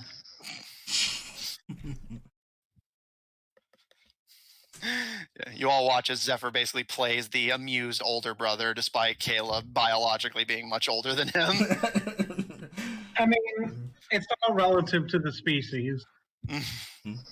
How is he relative to his species? Yeah, by his species standards, like Zephyr's like well into his prime. All right. As we're walking, could I pull aside Officer Neon? Go for it. Oh. Neon, you're still in your mech, yes? Yes. All right, so you see Drag Lucy. the mech over. I know I have a lot of questions, but I have some thoughts in my head that I want to get out. Do you know anything about these particular mines? I don't imagine I know much about them outside of just it's cold for some reason. We already went over this whenever you talked to the brokers. That the Smithers Coal Company went to an expedition into them about 14 years ago. 13 elves went down, none returned, and the cold began. Cold. Indeed. Anyways, so yeah. Well, I've been thinking. You know how that's a shocker. she glares at Gil and Zephyr. And then she goes back to what she was saying. I was thinking, you know how the commissioner said that there are different cities connected to the upstairs. Aye. Do you think it's possible that some creatures or people came through without being detected? Especially like through maybe these tunnels?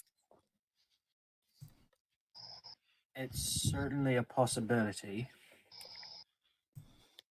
I mean, you were detected, sure, but you got down here. So the caves are big. We have a city down here, so it's not unreasonable to assume that there may be other ways down here. Right, and that's what I'm currently thinking about, is that the possibility of, well, these caves have been here for what, 14 years, you said? About that long, yeah.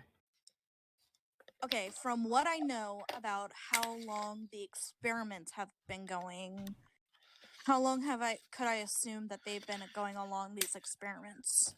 You doubted the stories you heard from the people of Ogden that implied they've been going for decades now, but just from your bare minimum of knowledge, it's been at least a decade. So basically, could be anywhere from 10 years to 30 or 40. Is it possible to have somebody's mind erased and them still be here?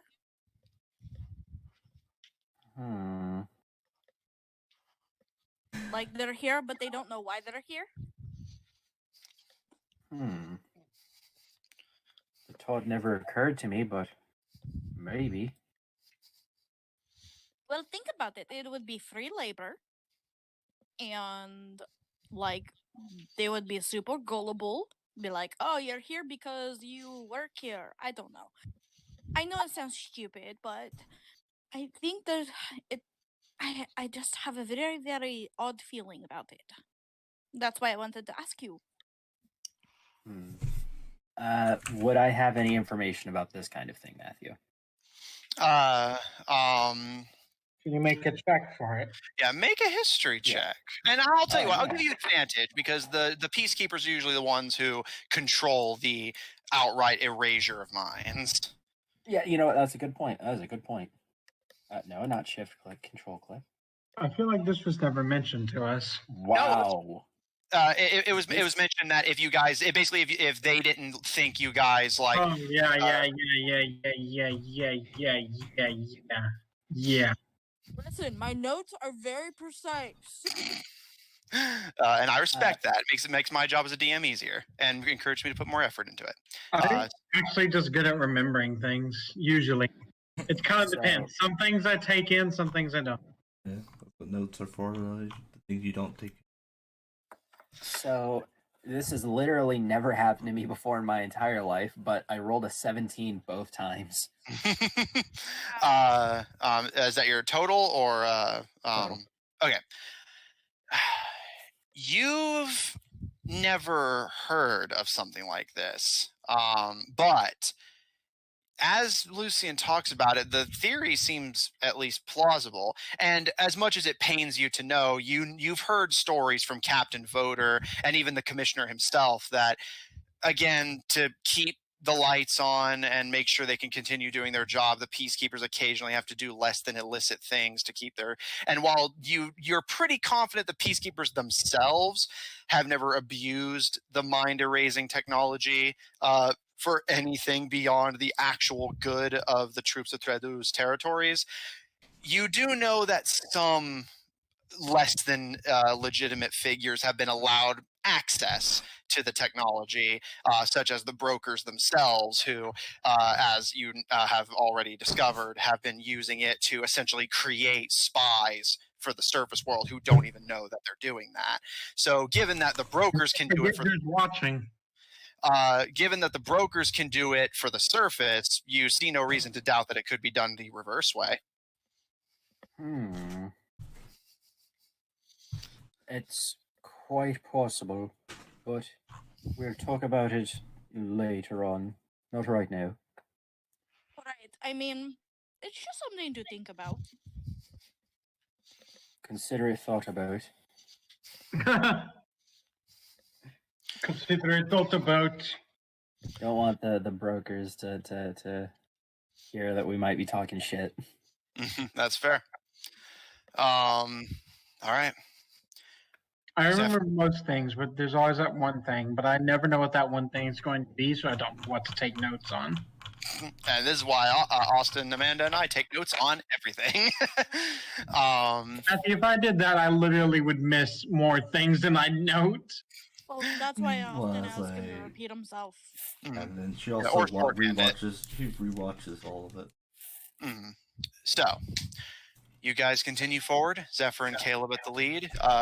Lucian and Neon in the back. Why are the stealthy guys the ones leading this? Because Zephyr keeps going ahead of everyone else, and you were currently in conversation with him. I mean, also, you know, since we're the most stealthy, rogues are meant to be more like the second line than the first line. Yep. Yeah. Well, y'all won't let me go first. Yeah. You got to explain that to your brother more than anything. Just like noticing this, and he's like, "Do you think maybe we should let Gil go first, so he's the first one that gets hit?" Well, I don't mind that. It's just I don't. It seems like we don't, you know, get anywhere whenever they lead. You need to be more patient, brother. Yeah. Caleb was trying to not say that out loud. I was gonna say, well, what am I agreeing to? Well, patience. I have some patience, but I don't like being in this cold. So while we talk, You should have dressed warmer. Not gonna lie, my first thought was shooter again. No.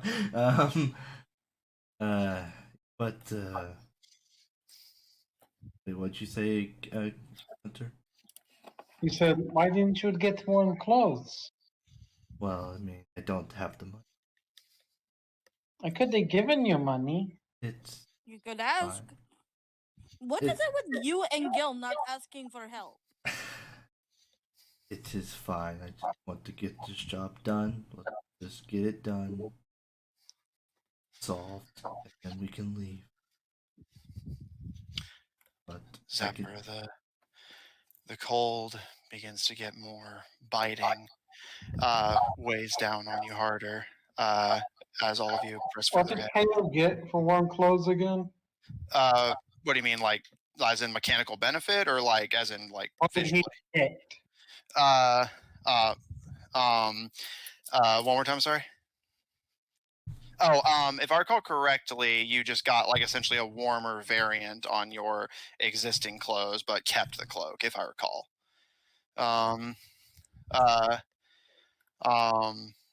So as you guys press on, the cold gets sharper, more biting.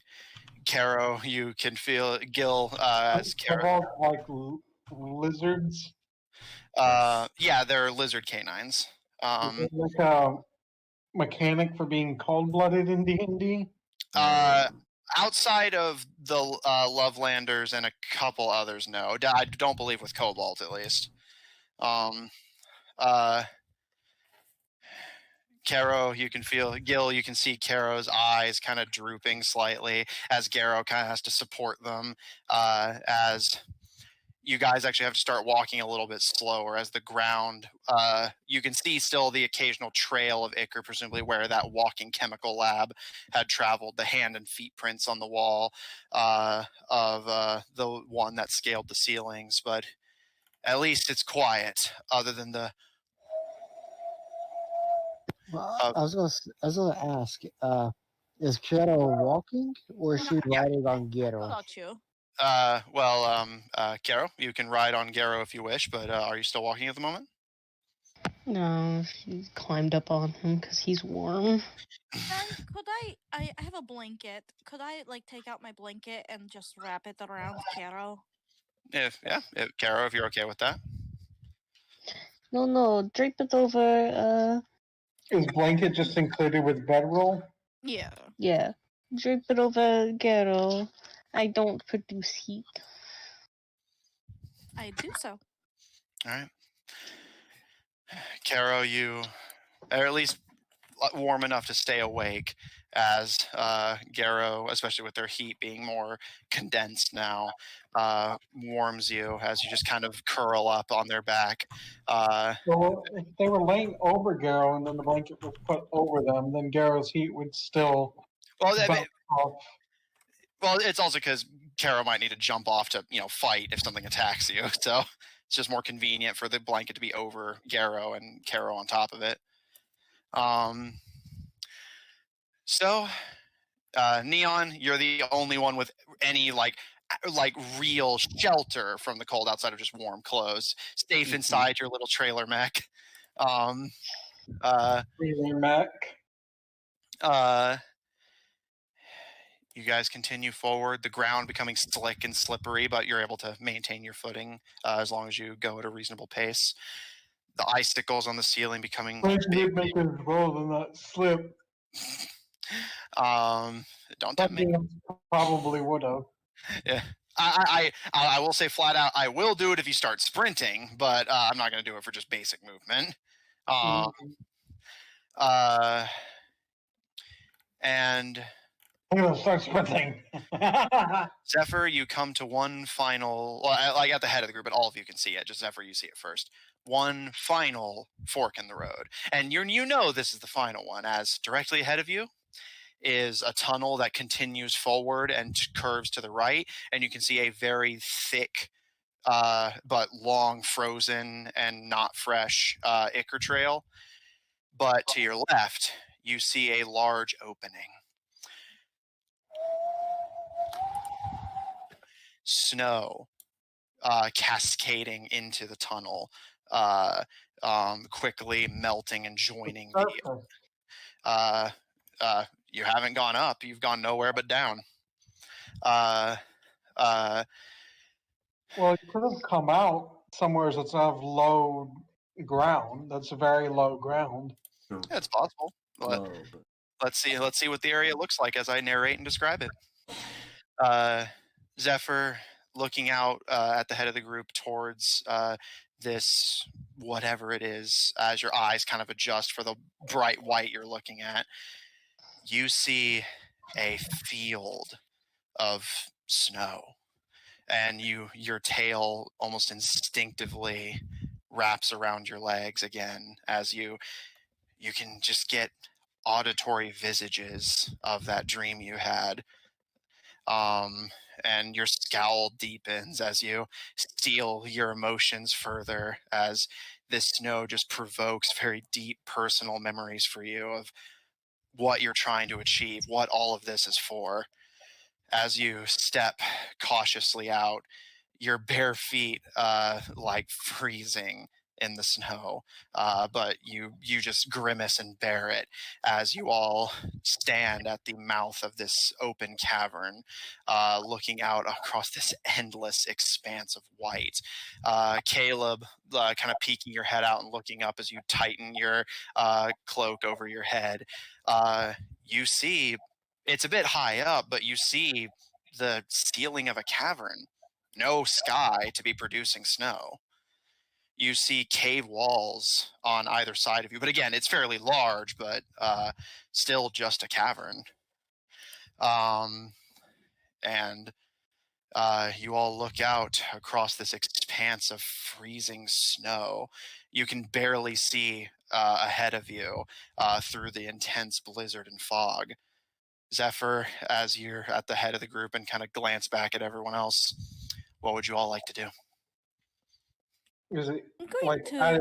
is the cold at its most intense here? Yeah, you're literally just outside of a blizzard right now. Okay, I have a couple things on my agenda. The first thing that I would like to do is I'd like to look through the snow to see if I can't find any bodies. Do an investigation check.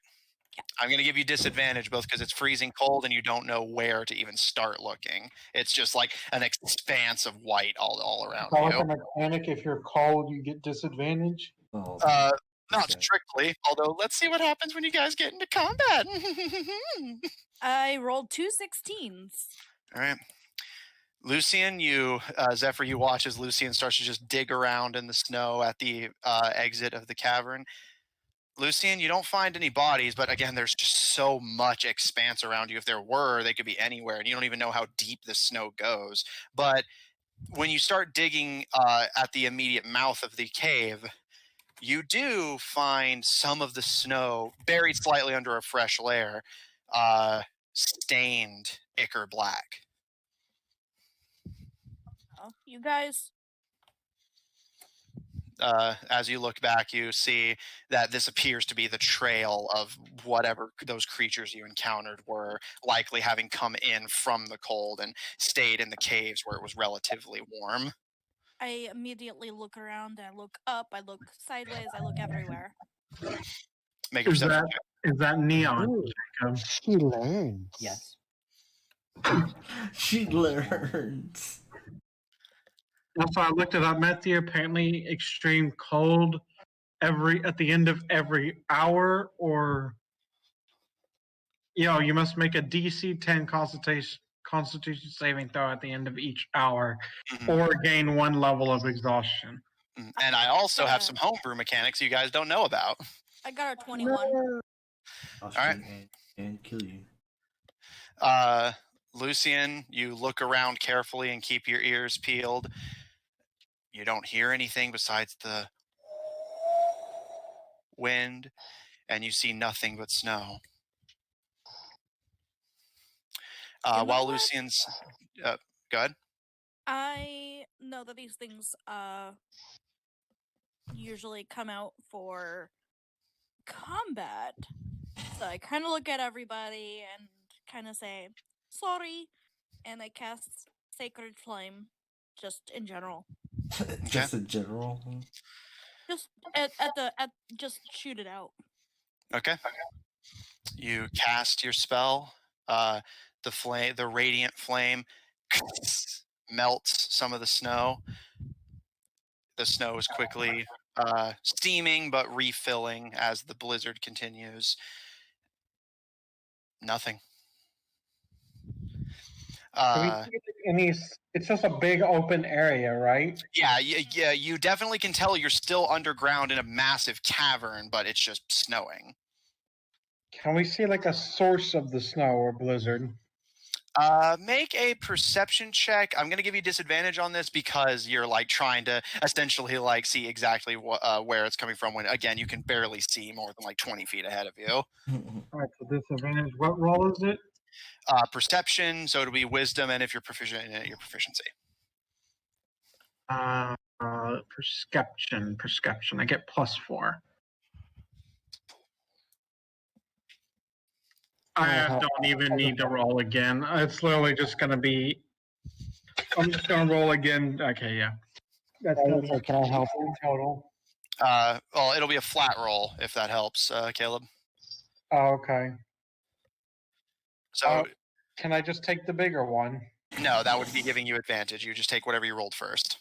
Yeah, it doesn't matter. Sounds like the first roll is the worst. So. Yeah, so Gil, you and Caleb step out together and start looking around. It's hard to tell. You're just being like beaten down, and you have to kind of constantly keep shifting your feet to keep them from sinking into the ever-growing expanse of snow. Seeing them two looking around, I'll look to Caleb. Caleb, what are you looking for? To see where this is coming from. Because I maybe help. You can roll perception if you wish, Lucian. Or they can't help me and then also give advantage? Well, because that would be stacking advantage, which isn't a thing. Okay, you said perception? But it's not. And yes, perception. But it's not stacking advantage because it didn't get it the first time. Well, no, because Gil already gave you advantage and made a disadvantage roll a flat roll. It was a flat roll. Yeah, but you had disadvantage, and then he gave you advantage, which made it neutral. Yeah. Hunter, this is actually a mechanic. If you have 2 advantage and 1 disadvantage, it doesn't matter. It's just flat. So and how'd you do, Lucy? 1. One more time, sorry, you were a little far away. Oh, hang on. Is this better? Yes. 21. 21? Looking up 21. And kind of cautiously examining your hair billowing in the wind, in the freezing wind. You do notice something. The snow is not descending from the sky. Not that it would, being underground, but that does actually catch your attention. It's something unusual about this snow.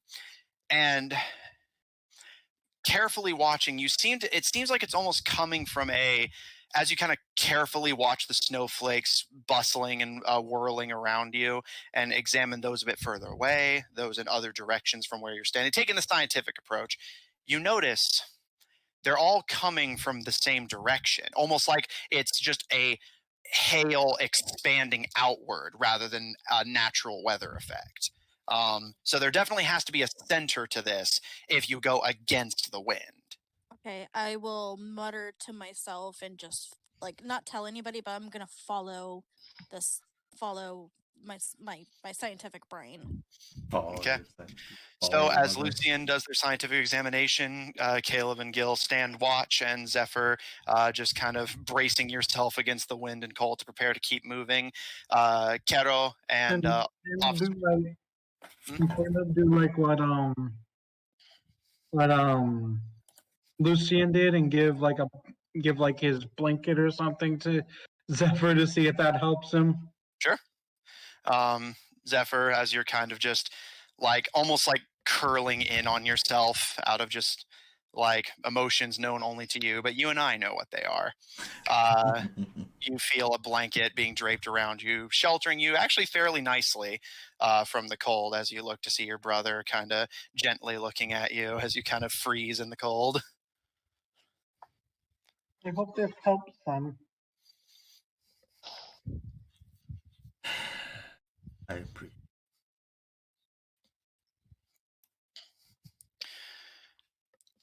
Officer Neon and Kara, what are the two of you doing still at But the I mouth? was going to say, Gil is following Lucian. Okay, let's let Neon and Karo do some stuff. So what are the two of you doing? Making snow angels. No. There'd be some big snow angels. Yeah. No, I'm just kind of following behind everybody else, just like keeping my eyes way the fuck open. Noted. Okay. And Karo, what are you doing? Caro's suffering for one. It's suffering. The Zephyr's no, not much. Yeah. Good time either. Unhappy noises from cold-blooded crew. This is a message from the cold. Imagine being fine with the cold. This is a message from the cold-blooded crew. She just kind of like is sitting on the back of Garrow, doing that thing where like how most frogs can see through their eyelids, just closing her eyes and like. All right, noted. As Garrow kind of adjusts their back to kind of not force you awake, but just keep you alert, they kind of like chuff a bit before stepping cautiously out onto the snow to join the rest of the party. Lucian, as you mutter scientific theories to yourself, you start to brace yourself and force yourself to walk against the wind that seems to like actively fight against you as you push. Gil, seeing this, you start to follow. And one by one, the rest of the party falls in line. The wind swirling around all of you as this unnatural underground snow. No sun to warm you, no changing weather to soften it. Nothing but a almost mechanical and soulless onslaught of freezing air. Officer Neon, you have to kind of keep the mechanics on your mech going. You're legitimately concerned in this cold. If you leave your mech unattended, it may freeze. And you have to keep defrosting it and keep the engine running much higher than it normally has to, just to keep it moving at all. You're a technology guy. Whatever's the technology when it freezes. You're lucky if it starts back up, especially if frost kicks in. Computers. Much of the same. This is why you want computers in room temperature. You don't put your computer in the fridge, kids. Speak for I've yourself. owned the fridge before.